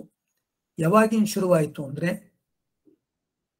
ಭಾನುವಾರ ಇದು ವಿಮಾನ ಹೈಜಾಕ್ ಆಯ್ತು ಅಂತ ಗೊತ್ತಾದ ಒಂದು ಸ್ವಲ್ಪ ಸಂದರ್ಭದಲ್ಲೇನೆ, ಅಂದ್ರೆ ಕೆಲವೇ ಗಂಟೆಗಳಲ್ಲಿ ಇಸ್ರೇಲಿನ ಸೇನಾ ದಂಡನಾಯಕರು ಸೇರ್ಕೊಂಡು ಅಕಸ್ಮಾತ್ ಸೇನೆ ಇದ್ರಲ್ಲಿ ಏನಾದ್ರೂ ಕೆಲಸ ಮಾಡಬೇಕಿದ್ರೆ ಅಂತ ನಮಗೆ ಆರ್ಡರ್ ಬಂದ್ರೆ ಏನ್ ಮಾಡ್ಬೇಕು ಅಂತ ತಮ್ಮ ಕೆಲಸವನ್ನೇ ಶುರು ಮಾಡ್ಬಿಟ್ಟಿದ್ರು. ಅಷ್ಟೊತ್ತಿಗೆ ಏನೆಲ್ಲ ಆಗಬಹುದು ಅಂತ ಅಲ್ಲಿ ಎಲ್ಲಾ ಸೈನಿಕರಿಗೆ ಮತ್ತು ಆಫೀಸರ್ಗಳಿಗೆ ಈ ರೆಸ್ಕ್ಯೂ ಆಪರೇಷನ್ ಏನೆಲ್ಲ ಮಾಡಬಹುದು ಅನ್ನಕ್ಕೆ ನಿಮ್ ಪ್ಲಾನ್ ತಗೊಂಡ್ಬನ್ನಿ ಅಂತ ಒಬ್ಬೊಬ್ರು ಒಂದೊಂದು ಯೋಜನೆ ಸಿದ್ಧ ಮಾಡ್ಕೊಂಡು ತಗೊಂಡು ಹೋಗ್ತಿದ್ರು. ಅಲ್ಲಿ ಆ ಸೇನಾ ದಂಡನಾಯಕನ ಹತ್ರ ಇದನ್ನ ತಗೊಂಡು ಹೋಗೋದು, ಮೊರ್ಡಶೈ ಗೋರ್ ಅಂತಿದ್ದಂತವನು, ಅವನ ಹತ್ರ ಇದನ್ನು ಹೋದ್ಮೇಲೆ ಈ ಪ್ಲಾನು ಫೀಸಿಬಲ್ ಹೌದು ಅಲ್ವಾ ಅಂತ ಚರ್ಚೆ ಆಗ್ತಿತ್ತು. ಅವನು ಪ್ರಶ್ನೆ ಕೇಳ್ತಿದ್ದ. ಪ್ರತಿಯೊಂದು ಪ್ಲಾನ್ ಅಲ್ಲೂ ಏನಾದ್ರೂ ಒಂದು ದೋಷ ಸಿಕ್ತಿತ್ತು. ಸೊ ಅದನ್ನ ಇಟ್ಕೊಂಡು ಅವನು ರಿಜೆಕ್ಟ್ ಮಾಡ್ತಾ ಬರ್ತಿದ್ದ ಪ್ಲಾನ್ಗಳನ್ನ. ಈಗ ಒಂದು ಪ್ಲಾನ್ ಹೇಗಿತ್ತು, ಇಲ್ಲಿ ಅರಬ್ರು ಮತ್ತು ಬೇರೆ ಬೇರೆಯವರೆಲ್ಲರೂ ಸೇರಿ ಭಯೋತ್ಪಾದಕರಿಗೆ ಸಹಕಾರ ಕೊಡ್ತಿದ್ದಾರೆ. ಅದಕ್ಕೋಸ್ಕರ ನಾವೇನ್ ಮಾಡೋಣ ಅಂದ್ರೆ ಇಲ್ಲಿ ಇಸ್ರೇಲ್ ಸೈನಿಕರು ಅರಬ್ ದೇಶದ ಬೇರೆ ಬೇರೆ ಯುನೈಟೆಡ್ ಅರಬ್ ಎಮಿರೇಟ್ಸ್ ಮತ್ತು ಅರಬ್ ದೇಶಗಳ ಬೇರೆ ಬೇರೆ ದೇಶಗಳಿದೆ, ಜೋರ್ಡಾನು ಈ ತರಹದ್ದೆಲ್ಲ, ಅಲ್ಲಿ ನುಗ್ಗಿ ಅವರ ತೈಲ ಬಾವಿಗಳನ್ನು ನಾವು ವಶಪಡಿಸ್ಕೊಳ್ಳೋಣ. ಅವರು PFLP ಮೇಲೆ ಪ್ರೆಷರ್ ಹಾಕಿ ನಮ್ಮ ಭಯೋತ್ಪಾದಕರನ್ನ ಬಿಡಿಸ್ಬೇಕು. ಇಲ್ದಿದ್ರೆ ತೈಲ ಬಾವಿಗಳಿಗೆ ಬೆಂಕಿ ಹಚ್ಚಿ ಬಂದ್ಬಿಡೋಣ. ಅತಿ ದೊಡ್ಡ ಹಂತದಲ್ಲಿ ಅವ್ರಿಗೆ ನಷ್ಟ ಆಗುತ್ತೆ. ಅದು ಇಡೀ ದೇಶದ ಎಕಾನಮಿ ಒಂದೇ ಹೊಡೆತಕ್ಕೆ ಮುಗಿದೋಗುತ್ತೆ. 10 ತೈಲ ಬಾವಿಗಳು ನಾಶ ಆಗೋದ್ರೆ. ಸೊ ಹೀಗಿಂದ ಹಿಡಿದು ಕೊನೆಗೆ ಈದಿ ಅಮೀನನ್ನೇ ಕಿಡ್ನಾಪ್ ಮಾಡಿದ್ರೆ ಹೇಗಿರುತ್ತೆ ಅಂತ. ಸೊ ಅಲ್ಲಿವರೆಗೆ ಎಲ್ಲಾ ಯೋಜನೆಗಳು ಸಿದ್ಧ ಆಗ್ತಿತ್ತು. ಈ ಸಂದರ್ಭದಲ್ಲಿ ಈದಿ ಅಮೀನ್ ಏನ್ ಯೋಚನೆ ಮಾಡ್ತಾನೆ ಅಂತದನ್ನ ಸಹ ನಿರಂತರವಾಗಿ ತಿಳ್ಕೊಳ್ಳೋಕ್ಕೋಸ್ಕರ ಈದಿ ಅಮೀನ್ ತುಂಬಾ ಹತ್ತಿರದಲ್ಲಿದ್ದಂತ ಒಬ್ಬ ಇಸ್ರೇಲಿ ಸೈನಿಕ, ಇಸ್ರೇಲ್ನಲ್ಲಿ ಅವನು ಕರ್ನಲ್ ಆಗಿ ರಿಟೈರ್ ಆದಂತವನು. ಇದು ಟೆಲೆವಿವ್ನ ಹೊರಗಡೆ ಇರುವಂತ ಒಂದು ಗ್ರಾಮೀಣ ಪ್ರದೇಶದಲ್ಲಿ ಒಂದು ಅಂಗಡಿ ಇಟ್ಕೊಂಡು ಸಣ್ಣದಾಗಿ ವ್ಯಾಪಾರ ಮಾಡಿಕೊಂಡು ರಿಟೈರ್ಡ್ ಜೀವನವನ್ನು ಕಳೀತಿದ್ದಂತವನು ಕರ್ನಲ್ ಬಾರ್ಲೇವ್ ಅಂತ. ಅವನಿಗೆ ಇಸ್ರೇಲ್ ಸರ್ಕಾರದ ಕಡೆಯಿಂದ ಒಂದು ಸೂಚನೆ ಹೋಯ್ತು, ಏನಾದ್ರೂ ಮಾಡಿ ಈದಿ ಅಮೀನ್ ಜೊತೆ ಮಾತನಾಡು ಅಂತ. ಅವನು ಕಂಪಾಲಾಗೆ ಟ್ರಂಕ್ ಕಾಲ್ ಮಾಡಿ ಈದಿ ಅಮೀನ್ ಜೊತೆ ಮಾತಾಡ್ತಿದ್ದ. ಮೊದಲನೇ ಸರ್ತಿ ಮಾಡ್ದ. ಯಾವ ಬಾರ್ಲೇವ್ ಏನು ಅಂತ ಕೇಳ್ದ ಈದಿ ಅಮೀನ್. ನಿನ್ ಫ್ರೆಂಡು ಇಂಥವನು ಸೈನ್ಯದಲ್ಲಿ ಇದ್ನಲ್ಲ ಅಂತ. ಓಹೋ ಸರಿ ಒಳ್ಳೇದು ಅಂತ ಈದಿ ಅಮೀನ್ ಕೂತ್ಕೊಂಡು ಅವನ ಜೊತೆ ಮಾತುಕತೆ. ಅವಾಗ ಅವನು ಹೇಳ್ದ, ನಿನ್ನ ದೇಶದಲ್ಲಿ ಇಷ್ಟೊಂದು ಜನ ಭಯೋತ್ಪಾದಕರು ಬಂದು ಕೂತಿದ್ದಾರೆ, ಅವ್ರನ್ನೆಲ್ಲ ಏನಾದ್ರೂ ಹೊಡೆದು ಹಾಕಿ ಇವರನ್ನ ಬಿಡಿಸಿ ಒಳಗ್ ಕಳಿಸು, ನಮ್ಗೆ ದೇಶದವ್ರನ್ನೆಲ್ಲ ಕಾಪಾಡಿ ಹೊರಗೆ ಕಳಿಸು ಅಂತ. ಅಂದ್ರೆ ಇಷ್ಟು ಸ್ನೇಹದಲ್ಲಿ ಮಾತನಾಡ್ದಂಗೆ ಮಾತನಾಡ್ತಾ ಇದ್ದ, ಬಹಳ ಅನೌಪಚಾರಿಕವಾಗಿ, ಅದಕ್ಕೇನು ವಿಶೇಷ ಇಲ್ಲ ಅನ್ನೋ ಹಾಗೆ. ಈ ಮಾತುಕತೆ ಒಂದಷ್ಟು ನಡೀತು. ಈದಿ ಅಮೀನ್ ಹೇಳ್ದ, ನನ್ನ ಕೈಯಲ್ಲಿ ಯಾವುದೂ ಇಲ್ಲ, ಇಲ್ಲಿ ಭಯೋತ್ಪಾದಕರು ತುಂಬಾ ಕ್ರೂರಿಗಳಿದ್ದಾರೆ, ನಾನು ಪ್ರಯತ್ನ ಮಾಡ್ತಿದ್ದೀನಿ, ಆದ್ರೆ ಇಸ್ರೇಲ್ ಸರ್ಕಾರಕ್ಕೆ ಹೇಳು ಇದನ್ನೆಲ್ಲವನ್ನು ಬಿಡುಗಡೆ ಮಾಡಬೇಕು, ಅವರ ಡಿಮಾಂಡ್ಗಳನ್ನು ಒಪ್ಕೋಬೇಕು ಅಂತ ನೀನು ಇಸ್ರೇಲ್ ಸರ್ಕಾರಕ್ಕೆ ಮಾತನಾಡು ಅಂತ ಈದಿ ಅಮೀನ್ ಹೇಳಿ ಫೋನ್ ಕಟ್ ಮಾಡ್ದ. ಅದಾದ 10 ನಿಮಿಷದಲ್ಲಿ ರೇಡಿಯೋ ಕಂಪಾಲಾದ ಅನೌನ್ಸ್ಮೆಂಟ್. ಇಸ್ರೇಲ್ ಸರ್ಕಾರದ ಕಡೆಯಿಂದ ಈದಿ ಅಮೀನ್ಗೆ ತುಂಬಾ ಹತ್ತಿರದಲ್ಲಿರುವಂತ ಸೈನಿಕ ಕರ್ನಲ್ ಬಾರ್ಲೇವ್ ಫೋನ್ ಮಾಡಿ ಈದಿ ಅಮೀನ್ ಜೊತೆ ಮಾತನಾಡಿದ್ದಾರೆ. ಇಲ್ಲಿ ಇದ್ದಂತ ಒತ್ತೆಯಾಳುಗಳ ಸುರಕ್ಷತೆ ಬಗ್ಗೆ ಈದಿ ಅಮೀನ್ ಅವ್ರಿಗೆ ಬಹಳ ಚೆನ್ನಾಗಿ ಮತ್ತು ತಿಳಿಸಿದ್ದಾರೆ. ಇಸ್ರೇಲ್ ಕಡೆಯಿಂದ ಧನ್ಯವಾದ ಕೂಡ ಅರ್ಪಣೆ ಮಾಡಿದ್ದಾರೆ ಅಂತ ರೇಡಿಯೋ ಕಂಪಾಲ ಅನೌನ್ಸ್ ಮಾಡ್ತಿತ್ತು. ಹೀಗೆ ಒಂದು ಸರ್ತಿ ಹಿಡ್ಕೊಂಡು 16 ನಿಮಿಷ 15 ನಿಮಿಷ 20 ನಿಮಿಷ ಅಂತ ಫೋನಲ್ಲಿ ಮಾತನಾಡ್ತಾ ಇರೋದು ಈದಿ ಅಮೀನ್ ಜೊತೆನಲ್ಲಿ. ಆ ಸಂದರ್ಭದಲ್ಲಿ ಈದಿ ಅಮೀನ್ ಏನು ಯೋಚನೆ ಮಾಡ್ತಾನೆ ಅನ್ನುವಂತ ಅದು ಅವ್ರಿಗೆ ಗೊತ್ತಾಗೋ ಹಾಗೆ. ಸೊ ಹೀಗೆ ಈದಿ ಅಮೀನ್ ಜೊತೆ ನಿರಂತರವಾಗಿ ಮಾತುಕತೆ, ಪ್ರಪಂಚದ ಬೇರೆ ಬೇರೆ ದೇಶಗಳಿಂದ ಇಂಟೆಲಿಜೆನ್ಸ್ ಇನ್ಪುಟ್ಗಳಿದ್ದಂಥದ್ದು, ಇದೆಲ್ಲವನ್ನು ಇಟ್ಕೊಂಡು ಒಂದು ಆಕ್ಷನ್ ಮಾಡಬೇಕಿದ್ರೆ ಹೇಗೆ ಮಾಡಬೇಕು ಅನ್ನುವಂಥದ್ದಕ್ಕೆ ತಯಾರಾಯ್ತು.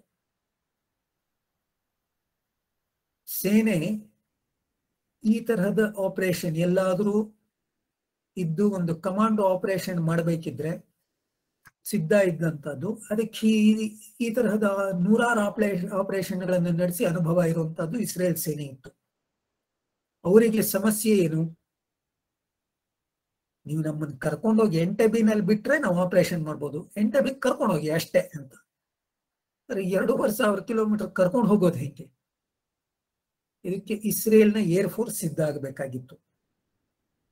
ಅಲ್ಲಿ ಇಸ್ರೇಲ್ನಲ್ಲಿ ಒಂದು ಇದ್ದಂತ ಏರೋಪ್ಲೇನ್ಗಳಿಗೆ ಅವರು ಹಿಪೋಪೊಟಾಮಸ್ ಅಂತ ಕರೀತಿದ್ರು, ಹಿಪೋಗಳು ಅಂತ. ಅಂದ್ರೆ ಅಷ್ಟು ದೊಡ್ಡ ದೊಡ್ಡ ಪ್ಲೇನ್ಗಳು. ಅದ್ರೊಳಗೆ ಎಷ್ಟನ್ನು ತುಂಬಿಕೊಂಡು ಹೋದ್ರು ಅಂದ್ರೆ ಜೀಪುಗಳು, ಗನ್ನುಗಳು ಅಂದ್ರೆ ಬೋಫೋರ್ಸ್ ಗನ್ ತರಹದ್ ನೋಡಿದಿರಲ್ಲ ನೀವು, ದೊಡ್ಡ ದೊಡ್ಡ ಗನ್ನುಗಳು, ರಿಕಾಯ್ಲೆಸ್ ಗನ್ಸ್ ಅಂತಾರೆ, ಆ ತರಹದ ದೊಡ್ಡ ಗನ್ನುಗಳು ಮತ್ತು ಸೈನಿಕರು, ಒಂದು ಇಡೀ ಆಸ್ಪತ್ರೆ, ಹೀಗೆ ಎಲ್ಲವನ್ನೂ ಆ ಪ್ಲೇನ್ಗಳಲ್ಲಿ ತುಂಬಿಕೊಂಡು ಹೋಗುವಂತದ್ದು. ಅಷ್ಟು ದೊಡ್ಡ ದೊಡ್ಡ ಪ್ಲೇನ್ಗಳಿದ್ದಂಥದ್ದು. ಅದರಲ್ಲಿ ಸೈನಿಕರನ್ನು ಕರ್ಕೊಂಡು ಹೋಗ್ಬೇಕಿದ್ರೆ ಹೇಗಿರ್ಬೇಕು, ಇದರದ ಅನೇಕ ಚರ್ಚೆಗಳು ನಡೆದಾಗ ಪ್ರಧಾನಮಂತ್ರಿ ಅವತ್ತು ಬಹಳ ಗಟ್ಟಿಯಾಗಿ ನಿಂತು ಹೇಳದಂತದ್ದು ಒಂದೇ ಸಂಗತಿ ಇರ್ತಿತ್ತು. ನೀವು ಯಾವುದೇ ಪ್ರಪೋಸಲ್ ತಗೊಂಡು ಇಲ್ಲಿಗೆ ಬಂದ್ರೆ ಸೈನಿಕರಿಗೆ ಅದು 1 ವೇ ಟಿಕೆಟ್ 2 ವೇನ. ಸೈನ್ಯಕ್ಕೆ ಅದು 1 ವೇ ಟಿಕೆಟ್ ಅಂದ್ರೆ ಇಲ್ಲಿಂದ ಅಲ್ಲಿ ಕಳಿಸ್ಲಿಕ್ಕೆ ಸಿದ್ಧ ಇಲ್ಲ. ವಾಪಸ್ ಸೈನಿಕರು ಸುರಕ್ಷಿತವಾಗಿ ಬರುವಂತ ಅದ್ರ ಬಗ್ಗೆ ಏನಾದ್ರೂ ಮಾಹಿತಿ ಇದೆಯಾ? 83 ಜನ ಇಸ್ರೇಲ್ನವರು ಅಲ್ಲಿದ್ದಾರೆ. ಜೊತೆಗೊಂದು ಏರ್ ಫ್ರಾನ್ಸಿನ ಸಿಬ್ಬಂದಿ, ಬೇರೆ ಎಲ್ಲರೂ ಸೇರಿದ್ರೆ ಇನ್ನೊಂದು 20 ಜನ ಆಗ್ತಾರೆ. ಈ 103-104 ಜನರನ್ನ ಸುರಕ್ಷಿತವಾಗಿ ಕರ್ಕೊಂಡ್ ಬರಕ್ ಏನು ವ್ಯವಸ್ಥೆ? ಅಕಸ್ಮಾತ್ ನಿಮ್ ಪ್ಲಾನ್ ನಲ್ಲಿ ಒಂದಷ್ಟು ಜನರ ಸಾವು ಆದ್ರೆ ಈ ಕ್ಯಾಶುಯಾಲಿಟಿ ಪ್ರಮಾಣ ಎಷ್ಟಿರುತ್ತೆ? ಇಡೀ ಪ್ಲಾನ್ ತಗೊಂಡ್ಬಂದಾಗ ಮೊದಲಲ್ಲಿ ಕ್ಯಾಶುಯಾಲಿಟಿ ಎಷ್ಟಾಗಬಹುದು ಅಂದ್ರೆ ಸುಮಾರು ಒಂದು 35 ಜನರು ಸಾಯಬಹುದು ಅಂತ, ಇನ್ನು 65-70 ಜನ ಸುರಕ್ಷಿತವಾಗಿ ಬರಬಹುದು ಅಂತ. ಅದಕ್ಕೆ ಪ್ಲಾನ್ ರಿಜೆಕ್ಟ್ ಮಾಡಿದ್ರು. 35 ಜನ ಸಾಯ್ತಾರೆ ಅಂದ್ರೆ ಬಹಳ ದೊಡ್ಡ ಸಂಖ್ಯೆ. ಅದು ಈ ಪ್ಲಾನ್ ಒಪ್ಪಕ್ಕಾಗಲ್ಲ, ಇದಕ್ಕಿಂತ ಇನ್ನೇನಾದ್ರೂ ಮಾಡಿ ಅಂತ. ಸೊ ಹೀಗೆ ಕೊನೆಗೆ 10ರಿಂದ 12 ಜನ ಮಾತ್ರ ಸಾಗಬಹುದಾದಂತದ್ದು ಅನ್ನೋ ಹಾಗೆ ಒಂದು ಪ್ಲಾನ್ ಅನ್ನು ಕೂಡ ಸಿದ್ಧ ಮಾಡಿಕೊಂಡು ಸೇನೆ ಅದಕ್ಕೆ ಬೇಕಾದ ಹಾಗೆ ಎಲ್ಲಾ ರಿಹರ್ಸಲ್ ನಡೆಸ್ತು. ಎಲ್ಲಿವರೆಗೆ ಅಂದ್ರೆ ಯುಗಾಂಡ ಏರ್ಪೋರ್ಟ್ ಬಗ್ಗೆ ಅವ್ರಿಗೆ ಗೊತ್ತಿತ್ತು ಮೊದಲೊಂದಷ್ಟು ಮಾಹಿತಿ. ಅದಾದ್ಮೇಲೆ ಬೇರೆ ಬೇರೆ ಏನೆಲ್ಲ ನಡೆದಿರಬಹುದು, ಅಲ್ಲಿ ಬೆಳವಣಿಗೆಗಳು, ಎಷ್ಟು ಬಿಲ್ಡಿಂಗ್ಗಳು ಬಂದಿರಬಹುದು, ರನ್ವೇ ಹೇಗಾಗಿರ್ಬೋದು, ಈ ಎಲ್ಲಾ ಮಾಹಿತಿಯನ್ನು ಜಗತ್ತಿನ ಬೇರೆ ಬೇರೆ ದೇಶಗಳಿಂದ ಕಮರ್ಷಿಯಲ್ ಏರ್ಲೈನ್ಸ್ ಏನ್ ಹಾರಾಡ್ತಿತ್ತು ಅಲ್ಲಿಗೆ, ಆ ಕಮರ್ಷಿಯಲ್ ಏರ್ಲೈನ್ಸಿನ ಪೈಲಟ್ಗಳನ್ನು ಬೇರೆ ಬೇರೆ ಕಡೆ ಸಂಪರ್ಕ ಮಾಡಿ ಅವರಿಂದ ಕೂಡ ಮಾಹಿತಿ ತಗೊಂಡಿದ್ರು. ಯಾರು ಯಾವ ಮಾಹಿತಿಯನ್ನು ಯಾಕೆ ಸಂಗ್ರಹ ಮಾಡ್ತಿದ್ದಾರೆ ಅಂತ ಇನ್ನೊಬ್ರಿಗೆ ಗೊತ್ತಿರ್ತಿರ್ಲಿಲ್ಲ. ಆ ತರಹದ ಮಾಹಿತಿ ಸಂಗ್ರಹ ಆಗ್ತಿತ್ತು ಅಲ್ಲಿ. ಒಂದು ಗುಂಪಿಗೆ ಇದಿಷ್ಟೇ ಹೇಳಿದ್ರು ಇಂಟೆಲಿಜೆನ್ಸ್ ಆಫೀಸರ್ಗಳಿಗೆ, ಈದಿ ಅಮೀನ್ ಎಲ್ಲಿ ಹೋಗ್ತಾನೆ ಏನ್ ಮಾಡ್ತಾನೆ ಅಂತ ಹೇಳಿ ಅಂತ. 24 ಗಂಟೆನೂ ಈದಿ ಅಮೀನನ್ನು ಗಮನಿಸ್ತಾ ಇರುವಂತ ಒಂದು ಗುಂಪಿತ್ತು. ಅವನು ಮಾರಿಷಸ್ಗೆ ಹೋಗಿದ್ದು, ಮಾರಿಷಸ್ ಅಲ್ಲಿ ಏನ್ ಮಾಡ್ತಿದ್ದ, ಭಾಷಣ ಏನ್ ಮಾಡ್ದ, ಯಾವ ಹೋಟ್ಲಲ್ಲಿ ಹೇಳ್ಕೋತಾನೆ, ಯಾರನ್ನ ಭೇಟಿ ಮಾಡ್ತಾನೆ, ಒಂದು ಸಣ್ಣ ಸಣ್ಣ ಮಾಹಿತಿನೂ ಇಸ್ರೇಲ್ಗೆ ತಲುಪ್ತಿದ್ದಂತದ್ದಿತ್ತು. ಸೊ ಹೀಗೆ ಮಾಹಿತಿ ಸಂಗ್ರಹ ಮಾಡಿ ಕೊನೆಗೆ ಒಂದು ಪ್ಲಾನ್ ಅನ್ನು ಸಿದ್ಧ ಮಾಡ್ಕೊಂಡ್ರು. ಇದೆಲ್ಲ ಆಗುವಾಗ ಕೊನೆಗೆ ಇಸ್ರೇಲ್ನ ಪ್ರಧಾನಮಂತ್ರಿ ಒಂದು ಸಂಗತಿಯನ್ನು ಹೇಳ್ದ. ಅದೇನು ಅಂದ್ರೆ, ಇಷ್ಟು ದೊಡ್ಡ ಆಪರೇಷನ್ ನಡಿಬೇಕಿದ್ರೆ ಇಲ್ಲಿ 3 ಸಂಗತಿಗಳು ಬಹಳ ಪ್ರಮುಖವಾಗಿ ನಮಗಿಲ್ಲಿ ಬೇಕಾದಂತದ್ದು. ಅದು ಯಾವುದು ಅಂದ್ರೆ, ಮೊದಲನೇದು ರಿಹರ್ಸಲ್ ಆಗ್ಬೇಕು. ಇಲ್ಲಿ ಒಂದು ಡ್ರೈ ರನ್ ಆದ್ರೆ ಅದಾದ ಮೇಲಿಂದ ನಾವಿದಕ್ಕೆ ಅನುಮತಿ ಕೊಡಬಹುದು. ಡ್ರೈ ರನ್ ಇಲ್ಲ, ರಿಹರ್ಸಲ್ಲೇ ಇಲ್ಲದೆ ಸೀದಾ ಹೋಗಿ ನಾವಲ್ಲಿ ನಿಂತ್ಕೋತೀವಿ ಅಂದ್ರೆ ಇದು ಬಹಳ ಕಷ್ಟದ್ದು.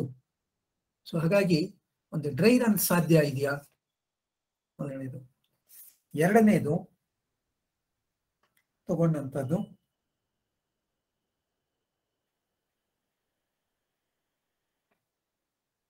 ಅಲ್ಲಿರುವಂತ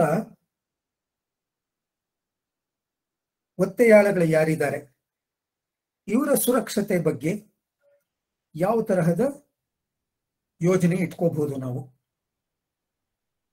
ಮೂರನೇದು ಭಯೋತ್ಪಾದಕರನ್ನ ಏನ್ ಮಾಡ್ಬೇಕಲ್ಲಿ, ಇದರ ಬಗ್ಗೆ ಸ್ಪಷ್ಟವಾಗಿರುವಂತಹದ್ದು. ಅದಕ್ಕೋಸ್ಕರ ಒಂದ್ಸರ್ತಿ ಒಂದು ಪ್ರಯತ್ನವೂ ನಡೀತು, ಭಯೋತ್ಪಾದಕರನ್ನ ಅರೆಸ್ಟ್ ಮಾಡಕ್ಕಾದ್ರೆ ಸಾಧ್ಯವಾ ಅಂತ.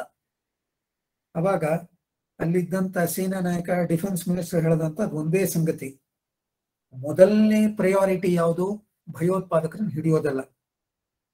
ಮೊದಲನೇ ಪ್ರಯಾರಿಟಿ ಇರುವಂತಹದ್ದು ಒತ್ತೆಯಾಳಗಳನ್ನು ಬಿಡಿಸುವಂತಹದ್ದು. ಎರಡನೇ ಪ್ರಯಾರಿಟಿ ಅವರ ಬಗ್ಗೆ ತಗೊಳ್ಳುವಂತ ನಿಲುವು, ಅವರನ್ನ ಹೊಡೆದು ಹಾಕಬೇಕಾ, ಅರೆಸ್ಟ್ ಮಾಡ್ಲಿಕ್ಕೆ ಸಾಧ್ಯವಾ, ಏನೇನ್ ಮಾಡಬೇಕು ಅನ್ನುವಂಥದ್ದು.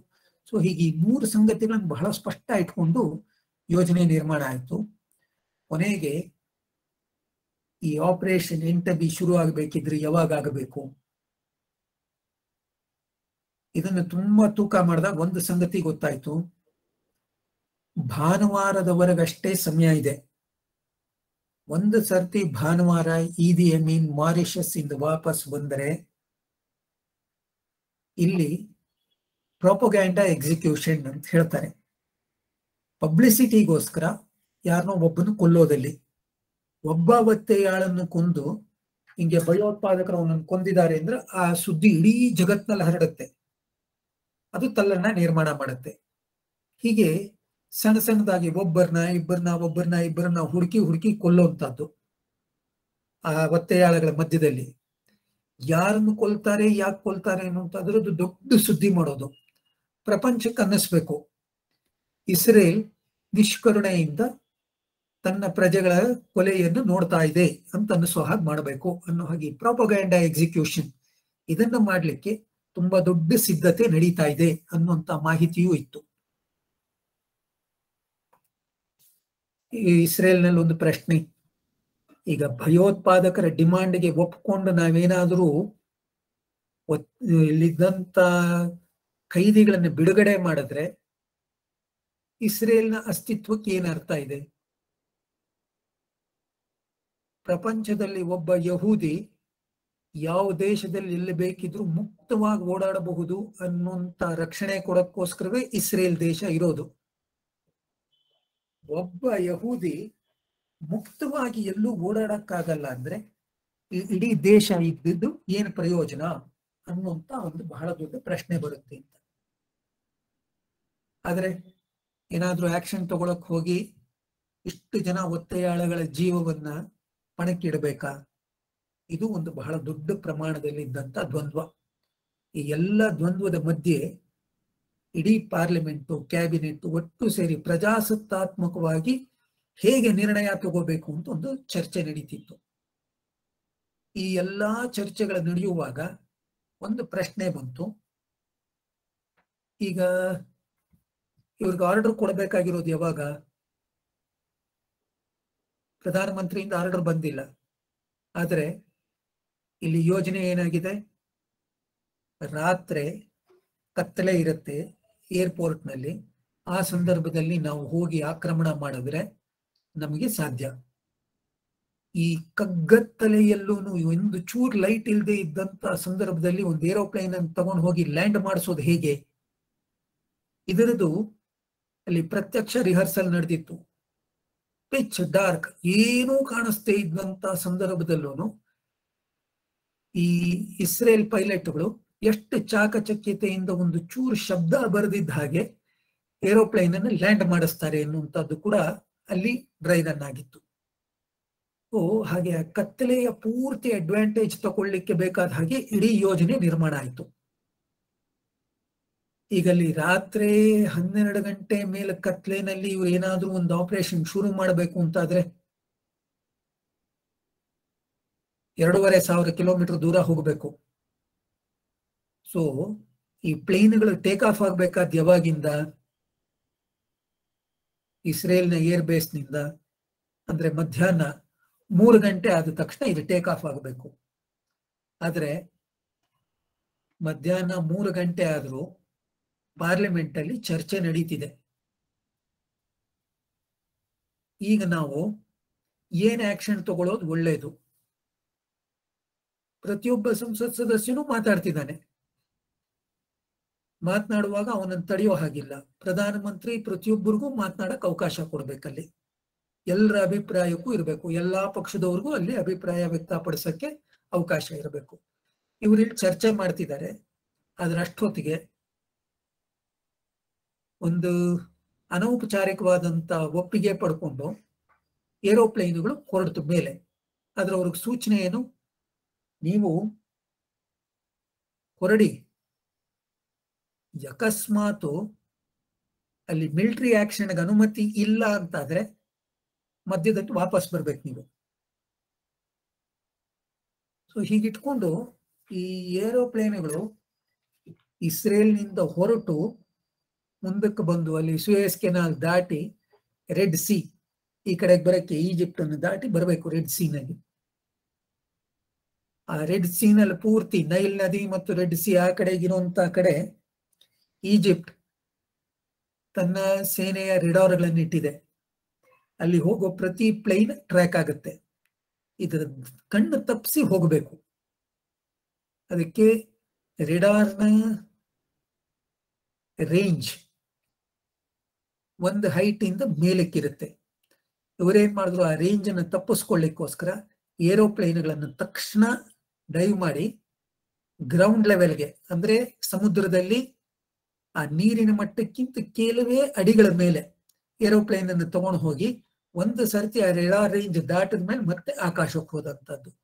ಸೊ ಹೀಗೆ ತಮ್ಮ ಪ್ಲೇನ್ಗಳನ್ನು ತಗೊಂಡು ಹೋಗ್ತಾ ಇದ್ರು. ಈಜಿಪ್ಟ್ ದಾಟಿ ಮುಂದಕ್ಕೂ ಹೋಗಿ ತುಂಬಾ ಹೊತ್ತಾದ ಮೇಲಿಂದ ಇಲ್ಲಿದ್ದಂತ ಸೈನಿಕರ ಇದು ಏರೋಪ್ಲೇನ್ ಅಲ್ಲಿ ಇದ್ದಂತ ಮಿಲಿಟರಿ ಅವರಿಗೆ ಅನುಮತಿ ಸಿಕ್ಕಿದ್ದು ಮಿಲಿಟರಿ ಆಕ್ಷನ್ಗೆ ಸರ್ಕಾರ ಒಪ್ಪಿಗೆ ಕೊಟ್ಟಿದೆ ಅಂತ. ಅದಾದ ಮೇಲಿಂದ ಈ ಏರೋಪ್ಲೇನ್ಗಳು ಮುಕ್ತವಾಗಿ ಹೊರಟಂತದ್ದು. ಅಲ್ಲಿದ್ದಂತ ಸೈನಿಕರು ಹೇಗಿದ್ರು, ಎಲ್ಲ ತಮ್ಮ ಸೈನ್ಯದ ಪೂರ್ತಿ ಉಡುಪುಗಳನ್ನು ಧರಿಸಿ ಬಂದು ಏರೋಪ್ಲೇನ್ ಬಂದ ತಕ್ಷಣ ಅಲ್ಲಿ ಎಲ್ಲರೂ ತಮ್ಮ ಶರ್ಟ್ಗಳನ್ನ ಇದನ್ನ ತೆಗೆದು ಹಾಕಿ ಅಲ್ಲಿ ಏರೋಪ್ಲೇನ್ ಬರೀ ನೆಲದ ಮೇಲೆ ಮಲ್ಕೊಂಡು ನಿದ್ದೆ ಮಾಡಕ್ ಶುರು ಮಾಡಿದ್ರು. ಈಗ ಇವ್ರಿಗೆ ಏನು ಅಂದ್ರೆ ಸುಮ್ಮನೆ ಒಂದು ಪಿಕ್ನಿಕ್ ಹೋಗ್ತಾ ಇದಾರೋ ಅಥವಾ ಏನು ಕೆಲಸ ಮುಗಿದ್ಮೇಲೆ ಹಿಂಗಿರ್ತಾರೋ ಅನ್ನೋಷ್ಟು ಸರಳವಾಗಿದ್ರು ಅವರು. ಯಾವಾಗ ಆಫ್ರಿಕಾದ ಹೃದಯದ ಭಾಗಕ್ಕೆ ಬರ್ತಾ ಯುಗಾಂಡಾಗಿನ ಕೆಲವೇ ಕಿಲೋಮೀಟರ್ಗಳ ದೂರ ಇದೆ ಅಂದ್ರೆ ಎಲ್ಲ ಎದ್ದು ಮತ್ತೆ ಸಿದ್ಧ ಆದ್ರು. ಇದಕ್ಕೆ ತಯಾರಿ ಎಷ್ಟು ನಡೆಸಿದ್ರು? ಕಂಪಾಲ ವಿಮಾನ ನಿಲ್ದಾಣದಲ್ಲಿ ಇಳಿದ ತಕ್ಷಣ ಅಲ್ಲಿಯ ಏರ್ಫೋರ್ಸ್ನವ್ರು ಕೇಳ್ತಾರೆ, ಅಲ್ಲಿ ಸೆಕ್ಯೂರಿಟಿ ಅವರು, ಯಾವ್ದು ವಿಮಾನ ಬಂದು ಇಳೀತು ಅಂತ ಅವ್ರಿಗೆ ಗೊತ್ತಾಗ್ಬೇಕಾದ್ರೆ ಅದಕ್ಕೆ ಏನ್ ಮಾಡ್ಬೇಕು ಅಂದ್ರೆ, ಈದಿ ಅಮೀನ್ ಇಲ್ಲಿಗೆ ಬಂದ ಅನ್ನೋ ಹಾಗೆ ಮಾಡ್ಬೇಕು ಅಂತ. ಅದಕ್ಕೇನಂದ್ರೆ, ಈದಿ ಅಮೀನ್ ಹತ್ರ ಒಂದು ಮರ್ಸಿಡೀಸ್ ಬೆಂಜ್ ಕಾರ್ ಇತ್ತು. ಆ ಕಾರು ತರಹದ್ದನ್ನೇ ಹುಡುಕಿ ಇಸ್ರೇಲ್ ನಲ್ಲಿ ಇದ್ದಂತ ಇನ್ನೊಬ್ಬನ ಕಾರ್ ಇತ್ತು, ಅವನ ಹತ್ರ ಕಾರ್ ಇಸ್ಕೊಂಡ್ಬಂದ್ರು. ಆದ್ರೆ ಇವ್ರಿಗೆ ಸಮಸ್ಯೆ ಇದ್ದಿದ್ದೇನಂದ್ರೆ, ಈದಿ ಅಮೀನ್ ಹತ್ರ ಇದ್ದಿದ್ದು ಮರ್ಸಿಡೀಸ್ ಬೆಂಜು ಕಪ್ಪು ಬಣ್ಣದ್ದು, ಆದ್ರೆ ಇಸ್ರೇಲ್ ನಲ್ಲಿ ಸಿಕ್ಕದಂತ ಈ ಮರ್ಸಿಡೀಸ್ ಬೆಂಜು ಬಿಳಿ ಬಣ್ಣದ್ದು. ಅದಕ್ಕೆ ಇಸ್ರೇಲ್ ಸೇನೆ ಏನ್ ಮಾಡ್ತು ಅಂದ್ರೆ, ತಗೊಂಬಂದು ಸೀದಾ ಅದಕ್ಕೆ ಕಪ್ಪು ಪೇಂಟ್ ಹೊಡೆದ್ಬಿಟ್ರು, ಹೊಡೆದು ತಗೊಂಡು ಹೋಗಿದ್ರು. ಅದರಲ್ಲಿ ಒಂದು ಯೋಚನೆ ಮಾಡಿದಂಥದ್ದು, ಈದಿ ಅಮೀನ್ ಹೆಂಗಿದ್ದಾನೆ 6 ಅಡಿ 4 ಇಂಚು ಅಷ್ಟು ದಪ್ಪ ಇರುವಂತವನನ್ನೇ ಒಬ್ಬನ ಹುಡುಕಿದ್ರು ಇಸ್ರೇಲ್ ನಲ್ಲಿ. ಹುಡುಕಿ ಅವನ ಮುಖಕ್ಕೆಲ್ಲ ಕಪ್ಪು ಬಣ್ಣ ಬಳಿದು ಅವನು ಈದಿ ಅಮೀನ್ ತರಾನೇ ಇರುವಂತವನು ಅಂತ ಕಾರ್ನಲ್ಲಿ ಕೂತ್ಕೊಂಡು ಅವನಿಗೆ ಹೋಗಿ ಸಲ್ಯೂಟ್ ಮಾಡ್ಬೇಕು ಅನ್ನೋ ಹಾಗೆ ಅವನನ್ನ ಅಲ್ಲಿವರೆಗೆ ಕರ್ಕೊಂಡು ಹೋಗ್ಬೇಕು ಅಂತ. ಸೊ ಹೀಗೆ ಯೋಜನೆಗಳನ್ನೆಲ್ಲ ಮಾಡ್ಕೊಂಡಿದ್ರು. ಅದ್ರ ಕೊನೆಗೆ ಈದಿ ಅಮೀನ್ ಪಾತ್ರಧಾರಿ ಒಬ್ಬ ಬೇಡ, ಯಾಕಂದ್ರೆ ಕನ್ಫ್ಯೂಷನ್ ಅಲ್ಲಿ ಅವನನ್ನ ನಮ್ಮವರೇ ಹೊಡೆದ್ರು ಕಷ್ಟ ಅಂತ ಅವನನ್ನ ಪಕ್ಕದಲ್ಲಿ ಇಟ್ರು. ಇನ್ನು ಉಳಿದಂತ ಈದಿ ಅಮೀನ್ ಸೆಕ್ಯೂರಿಟಿಗೆ ಹೇಗಿರ್ತಾರೆ ಆ ತರಹದವ್ರನ್ನ ಒಂದಷ್ಟು ಜನ ಇಟ್ಕೊಂಡು ಆ ಒಂದು ಬ್ಲ್ಯಾಕ್ ಮರ್ಸಿಡೀಸ್ ಬೆಂಜ್ ಅನ್ನ ಇಟ್ಕೊಂಡು, ಈ ಕಗ್ಗತ್ತಲೆಯಲ್ಲಿ ಪೂರ್ತಿ ಕತ್ತಲೆ ಇರುವಾಗ ಏರೋಪ್ಲೇನ್ ಲ್ಯಾಂಡ್ ಆಗ್ಬೇಕು ಅಂತ ಈ ಕಂಪಾಲದ ಹತ್ರ ಬರ್ತಿದ್ದಾರೆ ಎನ್ನುವಾಗ ಆ ಮೊದಲನೇ ಪ್ಲೇನ್ ಅಲ್ಲಿ ಇದ್ದಂತ ಪೈಲಟ್ಗೆ ಒಂದು ಅನುಮಾನ ಬಂತು. ಇಷ್ಟು ತಯಾರಿ ನಾವು ಮಾಡಿದ್ವಿ ಕತ್ಲೆಯಲ್ಲಿ ಇಳಿಸ್ಬೇಕು ಅಂತ, ಅಕಸ್ಮಾತ್ ಎಂಟಬಿ ಏರ್ಪೋರ್ಟ್ ಅಲ್ಲಿ ಎಲ್ಲ ಲೈಟ್ ಆನ್ ಆಗಿದ್ರೆ ಏನ್ ಮಾಡ್ಬೇಕು? ಈ ವಿಷಯ ತಯಾರಿನೇ ಮಾಡ್ಕೊಂಡಿಲ್ವಲ್ಲ ನಾವು. ರಾತ್ರಿ ಕತ್ಲೆ ಇರುತ್ತೆ ಅಂತ ನಾವು ನಿರ್ಣಯ ಮಾಡಿದ್ವಿ, ತಗೊಂಡ್ಬಿಟ್ಟಿದೀವಿ. ಅಕಸ್ಮಾತ್ ಎಂಟಬಿನಲ್ಲಿ ಬೆಳಕಿದ್ರೆ ಏನ್ ಮಾಡ್ಬೇಕು? ಎಲ್ಲ ಲೈಟ್ ಆನ್ ಆಗಿದ್ರೆ. ಲ್ಯಾಂಡ್ ಆಗಕ್ ಬರುವಾಗ ಅವ್ನ್ ಬಂದಂತ ಅನುಮಾನ ಇದು, ಸ್ವಲ್ಪ ದೂರದಲ್ಲಿ. ಆದ್ರೆ ಈಗ ಇನ್ನೇನ್ ಮಾಡೋ ಹಾಗಿಲ್ಲ, ಇಳಿಬೇಕು, ಇಳಿದು ನೋಡೋಣ ಏನು ಅನ್ನುವಂಥದ್ದು. ಈ ಸಂದೇಶವನ್ನು ಉಳಿದ ಹಿಂದ್ಗಡೆ ಇದ್ದಂತ 3 ಹರ್ಕ್ಯುಲಿಸ್ಗೂ ಕಳಿಸ್ತಂಥದ್ದು. 4 ಪ್ಲೇನ್ ಅಲ್ಲಿ ಇದ್ದವ್ರು ಅವಾಗ ಅನುಮಾನ, ಬೆಳಕಿದ್ರೆ ಏನ್ ಮಾಡ್ಬೇಕು ಅಂತ. ಸೊ ಹೀಗೆ ಎಲ್ಲಾ ಯೋಜನೆ ಮಾಡಿದ್ವಿ ಅನ್ಕೊಂಡಾಗ ಯಾವುದೋ ಒಂದು ಸಣ್ಣ ಕೊರತೆ ಎಲ್ಲಿಂದ ಬರುತ್ತೆ ಅನ್ನುವಂಥದ್ದು ಗೊತ್ತಿದೆ. ಆದ್ರೆ ಇವ್ರು ಹೋಗುವ ಪುಣ್ಯಕ್ಕೆ ಕತ್ತಲೆ ಇತ್ತು. ಈ ಏರೋಪ್ಲೇನಿನ 4 ಇಂಜಿನ್ಗಳಲ್ಲಿ 3 ಇಂಜಿನ್ ಆಫ್ ಮಾಡಿ ಒಂದೇ ಒಂದು ಇಂಜಿನ್ ಮಾತ್ರ ಆನ್ ಮಾಡಿ ಇಟ್ಕೊಂಡು ಒಂದು ಸ್ವಲ್ಪವೂ ಶಬ್ದ ಆಗದೆ ಇದ್ದ ಹಾಗೆ ಒಂದಾದ್ಮೇಲೆ ಒಂದು 4 ಹರ್ಕ್ಯುಲಿಸ್ ಈ ಎಂಟಬಿ ವಿಮಾನ ನಿಲ್ದಾಣದಲ್ಲಿ ಇಳಿದಂತದ್ದು. ಅಲ್ಲಿ ಇಳಿದು ಈ ಎಲ್ಲಿ ಟರ್ಮಿನಲ್ ಬಿಲ್ಡಿಂಗ್ ಇತ್ತು, ಈ ಒತ್ತೆಯಾಳಗಳನ್ನೆಲ್ಲ ಇಟ್ಟಂತದ್ದು, ಆ ಟರ್ಮಿನಲ್ ಬಿಲ್ಡಿಂಗ್ ವರೆಗೆ ಒಂದು ಚೂರು ಶಬ್ದ ಆಗದೆ ಇದ್ದ ಹಾಗೆ ಆ ಏರೋಪ್ಲೇನ್ಗಳು ಬಂದು ಟರ್ಮಿನಲ್ ಬಿಲ್ಡಿಂಗ್ಗೆ ತಮ್ಮ ಮೂಗನ್ನ ತಾಗಿಸಿ ಇಟ್ಕೊಳ್ಳೋಷ್ಟು ಹತ್ತಿರದಲ್ಲಿ ಬಂದು ಇತ್ತು. ಇದಿಷ್ಟಾದ್ರೂ ಒಂದು ಚೂರು ಶಬ್ದ ಇಲ್ಲ. ಅದಾಗೋ ಹೊತ್ತಿಗೆ ಒಂದೊಂದಾಗಿ ಏರೋಪ್ಲೇನ್ ಇಂದ ಸೈನಿಕರು ಇಳಿತಿದ್ರು. ಅಷ್ಟೊತ್ತಿಗೆ ಸರಿಯಾಗಿ ಈ ಮರ್ಸಿಡೀಸ್ ಬೆಂದು ಒಂದು ಇಳೀತು. ಅದರ ಹಿಂದೆ ಮುಂದೆ 2 ಜೀಪುಗಳು, ಅದರಲ್ಲಿ ಒಂದಷ್ಟು ಜನ ಸೈನಿಕರು. ಆ ಜೀಪ್ ಮರ್ಸಿಡೀಸ್ ಬೆಂಜು ಮತ್ತು ಜೀಪುಗಳು ರನ್ವೇ ಇಂದ ಎಂಟಬಿ ಏರ್ಪೋರ್ಟ್ ನಿಂದ ಹೊರಗಡೆ ರಸ್ತೆಗೆ ಹೋಗಕ್ ಶುರುವಾಯ್ತು. ಅದು ಹೋಗ್ತಿದ್ದಾಗ ಅಲ್ಲಿದ್ದಂತ ಗಾರ್ಡ್ಗಳಿಗೆ ಒಂದ್ ಸ್ವಲ್ಪ ಆಶ್ಚರ್ಯ, ಇದೇನೇನ್ ಬಂದ ಅಂತ ನಿಂತ್ಕೊಂಡು ತಕ್ಷಣ ಅವರೆಲ್ಲ ಸೆಲ್ಯೂಟ್ ಹೊಡಿತಾ ನಿಂತ್ಕೊಂಡ್ರು. ಆದ್ರೆ ಅವ್ರು ಸೆಲ್ಯೂಟ್ ಹೊಡಿತಿದ್ದ ಹಾಗೇನೆ ಇವರು ಸೈಲೆನ್ಸರ್ಗಳ ಹಾಕಿದ್ದಂತ ರಿವಾಲ್ವರ್ಗಳನ್ನ ತಗೊಂಡು ಪಟ್ ಪಟ್ ಪಟ್ ಪಟ್ ಅಂತ ಶೂಟ್ ಮಾಡ್ಕೋತಾ ಒಂದು 20 ಜನ ಸೈನಿಕರನ್ನಲ್ಲಿ ಹೋಗಿ ಈ ಎಂಟಬಿ ಏರ್ಪೋರ್ಟಿನ ದ್ವಾರದಿಂದ ಹಿಡಿದು ಟರ್ಮಿನಲ್ ಬಿಲ್ಡಿಂಗ್ ವರೆಗೆ ಇರುವಂತ ರಕ್ಷಕರನ್ನ ಎಲ್ಲರನ್ನೂ ಹೊಡೆದು ಹಾಕಿ ಬಂದ್ರು. ಅಲ್ಲಿ ಬಂದು ಅಷ್ಟೊತ್ತಿಗೆ ಇಲ್ಲಿ ಸೈನಿಕರು ಈ ಟರ್ಮಿನಲ್ ಬಿಲ್ಡಿಂಗ್ ಒಳಗೆ ನುಗ್ಗಿ ಎಲ್ಲೆಲ್ಲಿ ಒತ್ತೆಯಾಳಗಳಿದ್ರು ಅನ್ನುವಂತ ಅದ್ರ ಬಗ್ಗೆ ಮಾಹಿತಿ ಇತ್ತು, ಭಯೋತ್ಪಾದಕರು ಎಲ್ಲೆಲ್ಲಿ ಇರಬಹುದು ಅನ್ನುವಂತ ಮಾಹಿತಿ ಇತ್ತು. ಅಲ್ಲಿಗೆ ನುಗ್ಗಿ ತಕ್ಷಣ ಹೀಬ್ರೂ ಭಾಷೆನಲ್ಲಿ ಸೂಚನೆಗಳು ಕೊಡ್ತಾ ಹೋದ್ರು. ಎಲ್ಲರೂ ಮಲಕ್ಕೊಳ್ಳಿ, ಯಾರು ತಲೆ ಎತ್ತಬೇಡಿ, ಏಳಬೇಡಿ ಅಂತ ಹೇಳ್ತಾ, ನಾವು ಇಸ್ರೇಲಿನ ಸೈನಿಕರು ಬಂದಿದ್ದೀವಿ, ನಿಮ್ಮನ್ನು ಬಿಡಿಸ್ತೀವಿ ಅಂತ ಹೀಬ್ರೂ ಭಾಷೆನಲ್ಲಿ ಅವ್ರಿಗೆ ಹೇಳ್ತಾ ಹೇಳ್ತಾ ಇವರು ಶೂಟ್ ಮಾಡ್ಕೊಂಡು ಮುಂದಕ್ಕೆ ಹೋದ್ರು. ಒಬ್ಬರಾದ್ಮೇಲೆ ಒಬ್ಬರು ಹೀಗೆ ಭಯೋತ್ಪಾದಕರನ್ನೆಲ್ಲ ಅಲ್ಲಿ ಕೊಂದ್ರು. ಅದಾದ್ಮೇಲೆ ಇಲ್ಲಿ ಇದ್ದಂತ ಒತ್ತೆಯಾಳಗಳನ್ನೆಲ್ಲ ಬಿಡಿಸಿ ಏರೋಪ್ಲೇನ್ ತಗೋತಿರುವಂತಹದ್ದು. ಅಷ್ಟೊತ್ತಿಗೆ ಕ್ರಾಸ್ ಫೈರಿಂಗ್ ಸಣ್ಣ ಪುಟ್ಟದ್ ನಡೀತಿದ್ದಂತ ಸಂದರ್ಭದಲ್ಲಿ ಒಬ್ಬ ಹುಡುಗ ಅವನು ತಲೆ ಎತ್ತಿ ಹೀಗೆ ನೋಡ್ದ. ಅವನ ಪಕ್ಕದಲ್ಲಿ ಇದ್ದಂತ ಏರೋಪ್ಲೇನ್ ಅಲ್ಲಿ ಅವನ ಜೊತೆಗಿದ್ದಂತ ಒಬ್ಬ ಸ್ನೇಹಿತ ಆಗಿದ್ದಂತ ವಯಸ್ಸಾಗಿನ ಒಬ್ಬ ವ್ಯಕ್ತಿ ಅವನ ಕೆಳಗಡೆ ಹೀಗೆ ಬಗ್ಗಿಸ್ಲಿಕ್ಕೆ ಪ್ರಯತ್ನ ಮಾಡ್ದ. ಆದ್ರೆ ಆ ತಲೆ ಎತ್ತಿದ್ದಂತ ಹುಡುಗನಿಗೆ ಗುಂಡು ತಗಲಿ ಅವನಲ್ಲೇ ಸತ್ತ.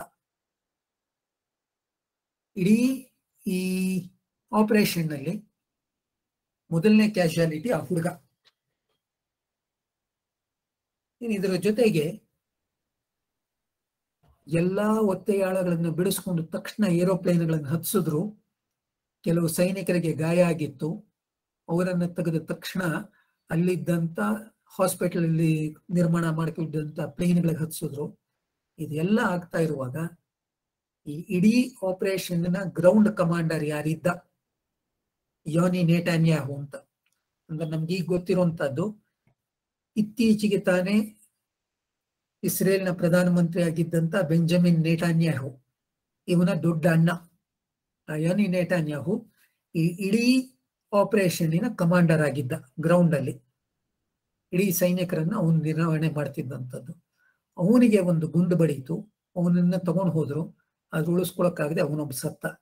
ಹೀಗೆ ಒಟ್ಟು 3 ಜನ ಇಡೀ ಆಪರೇಷನ್ ಅಲ್ಲಿ ಸತ್ತಂತದ್ದು. ಇಲ್ಲಿಂದ ಬಿಡುಗಡೆ ಮಾಡಿ ಕರ್ಕೊಂಡ್ಬಂದ್ರು. ಅಷ್ಟೊತ್ತಿಗೆ ಇಸ್ರೇಲ್ನ ಇನ್ನೊಂದು ಗುಂಪು ಅಲ್ಲಿ ನಿಂತಿದ್ದಂತ ಯುಗಾಂಡ ಏರ್ ಫೋರ್ಸಿನ ಪ್ಲೇನ್ಗಳನ್ನೆಲ್ಲ ನಾಶ ಮಾಡ್ತಾ ಬಂದ್ರು. ಅದ್ರ ಜೊತೆಗೆ ಏರೋಪ್ಲೇನ್ ಫ್ಯೂಯಲ್ ಮಾಡ್ಲಿಕ್ಕೋಸ್ಕರ ಇರುವಂತ ಅಲ್ಲಿಯ ಪೆಟ್ರೋಲ್ ಪಂಪ್ ಅದರ ಮೇಲೆ ಆಕ್ರಮಣ ಮಾಡಿದ್ರು. ಈ ಏರೋಪ್ಲೇನ್ಗೆ ಪೆಟ್ರೋಲ್ ಹಾಕ್ಲಿಕ್ಕೆ ಉಪಯೋಗಿಸುವಂತ ಪಂಪ್ಗಳು ತುಂಬಾ ಬೆಲೆ ಬಾಳುವಂತಹದ್ದನ್ನ ರಷ್ಯಾ ಯುಗಾಂಡಾಗೆ ಗಿಫ್ಟ್ ಕೊಟ್ಟಿತ್ತು. ಇಸ್ರೇಲಿನ ಸೈನಿಕರು ಹೋಗಿ ಆ ಪೆಟ್ರೋಲ್ ಪಂಪ್ಗಳನ್ನ ಕಿತ್ಕೊಂಡು ತಮ್ಮ ಪ್ಲೇನ್ ಒಳಗೆ ಹಾಕೊಂಡ್ರು. ಅಲ್ಲಿ ಆ ಪೆಟ್ರೋಲ್ ಏನು ಒಂದು ದಾಸ್ತಾನು ಇತ್ತು, ಅದು ಆ ಸ್ಟಾಕ್ಗೆಲ್ಲ ಬೆಂಕಿ ಹಚ್ಚಿದ್ರು. ಇನ್ನೊಂದು ಗುಂಪು ತಕ್ಷಣ ಹೋಗಿ ಈ ಯಾರ್ಯಾರು ಭಯೋತ್ಪಾದಕರನ್ನು ಹೊಡೆದಾಕ್ತಿದ್ರು ಅವ್ರದೆಲ್ಲ ಫೋಟೋಗಳು ತಗೊಂಡ್ರು, ಅವ್ರದೆಲ್ಲ ಫಿಂಗರ್ ಪ್ರಿಂಟ್ಗಳ ತಕ್ಷಣ ತಗೊಂಡ್ರು. ಅವರ DNA ಏನೇನ್ ಬೇಕಾಗತ್ತೆ ಅನ್ನುವಂಥದ್ದು ಕೂದಲು ಮತ್ತೊಂದಷ್ಟು ಸಂಗತಿಗಳನ್ನು ತಗೊಂಡ್ರು. ಅಲ್ಲಿಂದ ಹೀಗೆ ಭಯೋತ್ಪಾದಕರ ಮಾಹಿತಿಯನ್ನು ಸಂಗ್ರಹ ಮಾಡ್ಕೋತಾ ಅವ್ರು ಬಂದ್ರು. ಹೀಗೆ ಈ ಏರೋಪ್ಲೇನ್ಗಳು ಎಂಟಬಿ ಏರ್ಪೋರ್ಟ್ ನಲ್ಲಿ ಇಳಿದ ನಂತರ ಮೇಲೆ ಹೊರಡ್ಲಿಕ್ಕೆ ಅನ್ನುವಂಥದ್ದು ತಗೊಂಡಿದ್ದು. ಇಡೀ ರಕ್ಷಣೆಯ ಸಮಯ ಸುಮಾರು ಒಂದು 50 ನಿಮಿಷಗಳಲ್ಲಿ ಇವರು ಆಪರೇಷನ್ ಮುಗಿದು ಹೋಗ್ತಿತ್ತು. ಈ 50 ನಿಮಿಷದಲ್ಲಿ ಪ್ರಮುಖವಾದಂತ ಒತ್ತೆಯಾಳಗಳನ್ನ ಬಿಡುಗಡೆ ಮಾಡಿಕೊಂಡು ಪ್ಲೇನ್ ಮತ್ತೆ ವಾಪಸ್ ಹೊರಡಕ್ ಶುರುವಾಯ್ತು. ಅದಾದ್ಮೇಲೆ ನಾನು ಈಗ ಹೇಳ್ದಂತ ಇನ್ನು ಉಳಿದಂತದ್ದು ಏರ್ ಫೋರ್ಸಿನ ಯಾವುದೇ ವಿಮಾನ ಮತ್ತೆ ಇವರ ಬೆನ್ನತ್ತಿ ಬರಬಾರದು, ಅದಕ್ಕೋಸ್ಕರ ಅಲ್ಲಿದ್ದಂತ ಪ್ಲೇನ್ಗಳನ್ನ ನಾಶ ಮಾಡುವಂತದ್ದು, ಅಲ್ಲಿ ಫ್ಯೂಯಲ್ ಸಿಗಬಾರದು ಅನ್ನೋಕ್ಕೋಸ್ಕರ ಆ ಫ್ಯೂಯಲ್ ಸ್ಟೇಷನ್ಗಳಲ್ಲಿ ಬೆಂಕಿ ಹಚ್ಚಿದಂಥದ್ದು, ಭಯೋತ್ಪಾದಕರ ಬಗ್ಗೆ ಮಾಹಿತಿ ತಗೊಳ್ಳುವಂಥದ್ದು, ಹೀಗೆಲ್ಲ ಮಾಡಿ ಕೊನೆ ಪ್ಲೇನ್ ಎಂಟಬಿ ಏರ್ಪೋರ್ಟ್ ಇಂದ ಹೊರಡುವಷ್ಟೊತ್ತಿಗೆ 90ನೇ ನಿಮಿಷಕ್ಕೆ ಅದು ಆಚೆ ಇತ್ತು. ಹೀಗೆ ಒಂದು ಭಯೋತ್ಪಾದಕರ ವಿರುದ್ಧ ಯಶಸ್ವಿಯಾಗಿ 90 ನಿಮಿಷದಲ್ಲಿ ಒಂದು ಆಪರೇಷನ್ ನಡೆಯಿತು. ಆದ್ರೆ ಇದೆಲ್ಲಕ್ಕಿಂತ ತುಂಬಾ ಮಹತ್ವ ಇದ್ದಂತದ್ದು ಯಾವುದು ಅಂದ್ರೆ 2,500 ಕಿಲೋಮೀಟರ್ ದೂರ ಭಯೋತ್ಪಾದಕರು ಹತ್ತಿರದಲ್ಲೆಲ್ಲಾದ್ರೂ ಇದ್ರೆ ಇಸ್ರೇಲಿನ ಮಿಲಿಟರಿ ಆಪರೇಷನ್ ನಡೀಬಹುದು ಅನ್ನುವಂಥದ್ದು ಗುರುತು ಹಾಕಿ 2,500 ಕಿಲೋಮೀಟರ್ ದೂರದಲ್ಲಿ ತಗೊಂಡು ಹೋಗಿ ಇಟ್ಕೊಂಡಿದ್ರು. ಇಸ್ರೇಲ್ಗಿದ್ದಂತ ಅತೀ ದೊಡ್ಡ ಅಡಚಣೆ ಏನೇ ಅಂದ್ರೆ ಈ ದೂರ. ಭಯೋತ್ಪಾದಕರಿಗಿದ್ದಂತ ಅತೀ ದೊಡ್ಡ ಅಡ್ವಾಂಟೇಜ್ ಅಂದ್ರೆ ಈ ಡಿಸ್ಟೆನ್ಸ್ 2,500 ಕಿಲೋಮೀಟರ್. ಆದ್ರೆ ಕೊನೆಗೆ ಭಯೋತ್ಪಾದಕರಿಗೆ ಪ್ರೂವ್ ಆದಂತ ಅತಿ ದೊಡ್ಡ ಡಿಸ್ಅಡ್ವಾಂಟೇಜು ಇಸ್ರೇಲ್ಗೆ ಸಿಕ್ಕಂತ ಅಡ್ವಾಂಟೇಜ್ ಈ ಡಿಸ್ಟೆನ್ಸ್ ಇದೆ. ಇದನ್ನ ಇಟ್ಕೊಂಡು 2,500 ಕಿಲೋಮೀಟರ್ ದೂರದನ್ನ ಕ್ರಮಿಸಿ ಅಲ್ಲಿದ್ದಂತ ತನ್ನ ಪ್ರಜೆಗಳನ್ನ ರಕ್ಷಣೆ ಮಾಡಿಕೊಂಡು ಅಲ್ಲಿಂದ ಕೆನಿಯಾಗ್ ತಗೊಂಡ್ಬಂದ್ರು. ಕೆನಿಯಾದಲ್ಲಿ ಯಾವ ತರಹದ ವ್ಯವಸ್ಥೆ ಇತ್ತು ಅಂದ್ರೆ ಈ ಏರೋಪ್ಲೇನ್ಗಳಿಗೆಲ್ಲ ಫ್ಯೂಯಲಿಂಗ್ ಬೇಕಾಗಿತ್ತು. ಇಸ್ರೇಲ್ನಿಂದ ಉಗಾಂಡಾಗ ಬರ್ಲಿಕ್ಕೆ ಬೇಕಾದಷ್ಟು ಫ್ಯೂಯಲ್ ಮೊದಲು ತುಂಬ್ಕೊಂಡ್ ಬಂದಿದ್ರು, ಆದ್ರೆ ವಾಪಸ್ ಹೋಗಕ್ಕೆ ಫ್ಯೂಯಲ್ ಬೇಕಿತ್ತು. ಈ ಇಡೀ ಪ್ಲೇನ್ಗಳನ್ನು ಹೇಗ್ ಮಾಡಿದ್ರು ಅವರು ಅಂದ್ರೆ ಇದು ಕಾರ್ಗೋ ಪ್ಲೇನ್ಗಳು ಹೇಗೆ ಗೂಡ್ಸ್ ಸಾಗಿಸ್ತಾರೆ, ವಸ್ತುಗಳನ್ನು ಸಾಗಿಸುವಂತ ಕಾರ್ಗೋ ಪ್ಲೇನ್ಗಳನ್ನು ಹಾಗೆ ಅದನ್ನು ನಿರ್ಮಾಣ ಮಾಡಿ ಅದಕ್ಕೆ ಕೆನಿಯಾದಲ್ಲಿ ಪೆಟ್ರೋಲ್ ತುಂಬಿಕೊಂಡು ಅಲ್ಲಿಂದ ಭಾರತ ವಾಪಸ್ಸು ಅವರು ಫ್ರೆಂಚ್ ಕೈಯಲ್ಲಿದ್ದಂತ ಜುಬೌಟಿ ಆ ದ್ವೀಪಕ್ಕೆ ಬಂದು ಸೇರ್ಕೊಂಡ ಮೇಲೆ ಇಡೀ ಜಗತ್ತಿಗೆ ಗೊತ್ತಾಗಕ್ ಶುರುವಾಗಿದ್ದು. ಆದ್ರೆ ಅದುವರೆಗೆ ಜಗತ್ತಿನ ಕೆಲವು ನಾಯಕರಿಗೆ ಮಾತ್ರವೇ ಇಸ್ರೇಲ್ ತಾನೊಂದು ಮಿಲಿಟರಿ ಆಪರೇಷನ್ ನಡೆಸ್ತಿದ್ದೀನಿ ಅನ್ನುವಂಥದ್ದು ಈ ಆಪರೇಷನ್ ಶುರುವಾಗಕ್ಕೆ ಅಂದ್ರೆ ಇಸ್ರೇಲ್ನಿಂದ ಏರೋಪ್ಲೇನ್ ಹೊರಟು ಬಂದು ರಾತ್ರಿ ಇದು ಎಂಟಬಿ ಏರ್ಪೋರ್ಟ್ ಅಲ್ಲಿ ಇಳಿಯುತ್ತೆ ಅನ್ನೋ ಕೆಲವು ನಿಮಿಷಗಳ ಮುಂಚೆ ಅಮೆರಿಕ, ಇಂಗ್ಲೆಂಡ್ ಈ ತರಹದ ಪ್ರಮುಖ ರಾಜಕಾರಣಿಗಳಿಗೆ, ಅಲ್ಲಿನ ನಾಯಕರಿಗೆ ಈ ಮಾಹಿತಿಯನ್ನ ಇಸ್ರೇಲ್ ಕೊಡ್ತು. ಎಲ್ಲಿವರೆಗೆ ಅಂದ್ರೆ ಇಸ್ರೇಲ್ನಲ್ಲಿರುವಂತ ಅಮೆರಿಕದ ರಾಯಭಾರಿ ಮತ್ತು ಅಲ್ಲಿನ ನ್ಯಾಷನಲ್ ಸೆಕ್ಯೂರಿಟಿ ಅಡ್ವೈಸರ್ ಒಬ್ಬ ಅಲ್ಲಿ ಕೂತಿದ್ದಂತವನಿಗೆ ಗೊತ್ತಾಗಿದ್ದು ಯಾವಾಗ ಅಂದ್ರೆ ಮರುದಿನ ಬೆಳಗ್ಗೆ ಅವನು ತನ್ನ ಮನೆಗೆ ಫೋನ್ ಮಾಡಿದಾಗ್ಲೇ ಗೊತ್ತಾಗಿದ್ದು. ಇಷ್ಟು ಹಿಂದಿನ ದಿನ ಅವನು ಇಸ್ರೇಲಿನ ರಕ್ಷಣಾ ಮಂತ್ರಿ ಜೊತೆನೆ ಊಟ ಮಾಡದಂತವನ್ಗೂ ಒಂದು ಸಣ್ಣ ಮಾಹಿತಿ ಇರಲಿಲ್ಲ. ಇಷ್ಟು ಸೀಕ್ರೆಸಿ ಒಳಗೆ ಈ ಒಂದು ಇಡೀ ಮಿಷನ್ ತಗೊಂಡಂಥದ್ದು. ಈ ಇಸ್ರೇಲಿನ ರಾಜತಾಂತ್ರಿಕ ವಿಷಯ, ಅವರ ಇಂಟೆಲಿಜೆನ್ಸ್ ಮತ್ತು ಅವರ ಯೋಚನೆ ಹೇಗಿದೆ, ಒಂದು ದೇಶವಾಗಿ ಯೋಚನೆ ಮಾಡಿದಂಥದ್ದು, ಇದು ತುಂಬಾ ಮಹತ್ವವಾದಂತ ಒಂದು ಸಂಗತಿ. ಈ ಒಂದು 90 ನಿಮಿಷದ ಘಟನೆ ಜಗತ್ತಿಗೆ ತೋರಿಸ್ತು. ಅದಾದ್ಮೇಲೆ ಅವತ್ತಿಂದ ಇವತ್ತಿನವರೆಗೆ ಇಸ್ರೇಲ್ ವಿರುದ್ಧ ಒಂದು ದೊಡ್ಡದಾದಂತ ಭಯೋತ್ಪಾದಕ ಚಟುವಟಿಕೆ ನಡೆಸಲಿಕ್ಕೆ ಪ್ಯಾಲೆಸ್ಟೈನಿನ ಮತ್ತು ಅರಬ್ ದೇಶಗಳ ಯಾವುದೇ ದೇಶ ಧೈರ್ಯ ಮಾಡಲಿಲ್ಲ ಅನ್ನೋದು ಎದ್ದು ಕಾಣಿಸುವಂತ ಒಂದು ಸಂಗತಿ. ಇದಿಷ್ಟು ಆಪರೇಷನ್ ಎಂಟಬಿಯ ಒಂದು ಸಣ್ಣ ಪರಿಚಯ. ಇದರ ಮುಖಗಳು ಎಷ್ಟು ನೋಡಬಹುದು ಅಂದ್ರೆ ಬರೀ ಇಸ್ರೇಲ್ ಇಂಟೆಲಿಜೆನ್ಸ್ ರಿಪೋರ್ಟ್ಗಳನ್ನು ಹೇಗೆ ಸಂಗ್ರಹ ಮಾಡ್ತು, ಇಂಟೆಲಿಜೆನ್ಸ್ ಇನ್ಪುಟ್ಗಳ ಹೇಗೆ ತಗೋತು ಪ್ರಪಂಚದಲ್ಲಿ ಅಂದ್ರೆ ಅದೇ ಕೆಲವು ಗಂಟೆಗಳವರೆಗೆ ನಾವು ಚರ್ಚೆ ಮಾಡಬಹುದಾದಷ್ಟು ಮಾಹಿತಿ ಇದೆ. ಅದು ರಾಜತಾಂತ್ರಿಕವಾಗಿ ಇಸ್ರೇಲ್ ಹೇಗೆ ಕೆಲಸ ಮಾಡ್ತು ಅಂದ್ರೆ ಅದು ಇನ್ನೊಂದು ವಿಶೇಷವಾದಂತದ್ದಿತ್ತು. ಇಸ್ರೇಲಿನ ಜನ ಹೇಗೆ ಯೋಚನೆ ಮಾಡ್ತಾರೆ ಅನ್ನುವಂಥದ್ದು. ಮಿಲಿಟರಿ ಆಪರೇಷನ್ ಅಂದ್ರೆ ಮಿಲಿಟರಿ, ಅದರ ತಯಾರಿ, ಇದರ ಆಪರೇಷನ್ ಇದೇ ಒಂದು ವಿಶೇಷವಾದಂಥದ್ದು. ಹೀಗೆ ಇದಕ್ಕಿರುವಂತ 10 ಮುಖಗಳು ನಮಗೆ ಅಧ್ಯಯನಕ್ಕೆ ತುಂಬಾ ಯೋಗ್ಯವಾದಂಥದ್ದಿದೆ. ಸೊ ಇದರ ಪುಸ್ತಕ William Stevenson ಬರೆದಿರುವಂತಹದ್ದು 90 Minutes at Entebbe ಎನ್ನುವಂಥದ್ದು. ಅದರ ಜೊತೆಗೆ ಆಪರೇಷನ್ ಥಂಡರ್ ಬೋಲ್ಟ್ ಅನ್ನುವಂಥ ಪುಸ್ತಕನೂ ಬಂದಿದೆ. ಇದೆಲ್ಲದರ ಜೊತೆಗೆ ಆಪರೇಷನ್ ಥಂಡರ್ ಬೋಲ್ಟ್ ಅಂತ ಒಂದು ಸಿನಿಮಾನು ಅದಾದ್ಮೇಲೆ ತೆಗೆದ್ರು. ಯೂಟ್ಯೂಬ್ ಅಲ್ಲಿ ಅದು ಇವಾಗ್ಲೂ ಸಿಗತ್ತೆ. ಅದನ್ನೆಲ್ಲರೂ ಒಂದ್ಸರ್ತಿ ನೋಡ್ಬೇಕು ಅಂತ ತಮ್ಮಲ್ಲಿ ನನ್ನ ವಿನಂತಿ. ನಮಸ್ಕಾರ. ಇಷ್ಟೊತ್ತರ್ಗುನು ನಾವು 1 ಗಂಟೆ ಅಂತ ಕೊಟ್ಟಿದ್ವಿ, ಆದ್ರೆ ಅವರು 1.5 ಗಂಟೆ ತಗೊಂಡ್ರು. ಆದ್ರೂ ಸಹ ಮೈ ರೋಮಾಂಚನಗೊಳಿಸುವಂಥದ್ದು. ಯಾಕಂದ್ರೆ ಈಗಾಗಲೇ ನಾನು ಚಂದ್ರಶೇಖರ್ ಜಾಗೀರ್ದಾರ್ ಇದೇ ವಿಷಯನ 3 ಗಂಟೆ ಮಾತಾಡೋದನ್ನ ನಾನು ಕೇಳಿದ್ದೀನಿ. ಸೊ ಹಾಗಾಗಿ ಅವರಿಗೆ 1.5 ಗಂಟೆ ಅನ್ನೋದು ತುಂಬಾ ಕಡಿಮೆ ಆಯ್ತು. ಆದ್ರೂ ಆ ಕಡಿಮೆ ಸಮಯದಲ್ಲೂ ಅಷ್ಟು ಚೆನ್ನಾಗಿ ನಿರೂಪಣೆ ಮಾಡಿದಂತಹ ಚಂದ್ರಶೇಖರ್ ಜಾಗೀರ್ದಾರ್ ಅವರಿಗೆ ನಮ್ಮ ಜಾರಳಿ 80s ತಂಡದ ವತಿಯಿಂದ ತುಂಬಾ ಧನ್ಯವಾದಗಳು. ಈಗ ಶಾಂತಿ ಮಂತ್ರ. ಹರಿ ಓಂ. ಸರ್ವೇ ಭವಂತು ಸುಖಿನಃ, ಸರ್ವೇ ಸಂತು ನಿರಾಮಯಃ, ಸರ್ವೇ ಭದ್ರಾಣಿ ಪಶ್ಯಂತು, ಮಾ ಕಶ್ಚಿತ್ ದುಃಖ ಭಾಗ್ ಭವೇತ್. ಓಂ ಶಾಂತಿ ಶಾಂತಿ ಶಾಂತಿ ಶಾಂತಿ. ಎಲ್ಲರಿಗೂ ನಮಸ್ಕಾರ. ಕಾರ್ಯಕ್ರಮ ಈಗ ಮುಗಿದಿದೆ.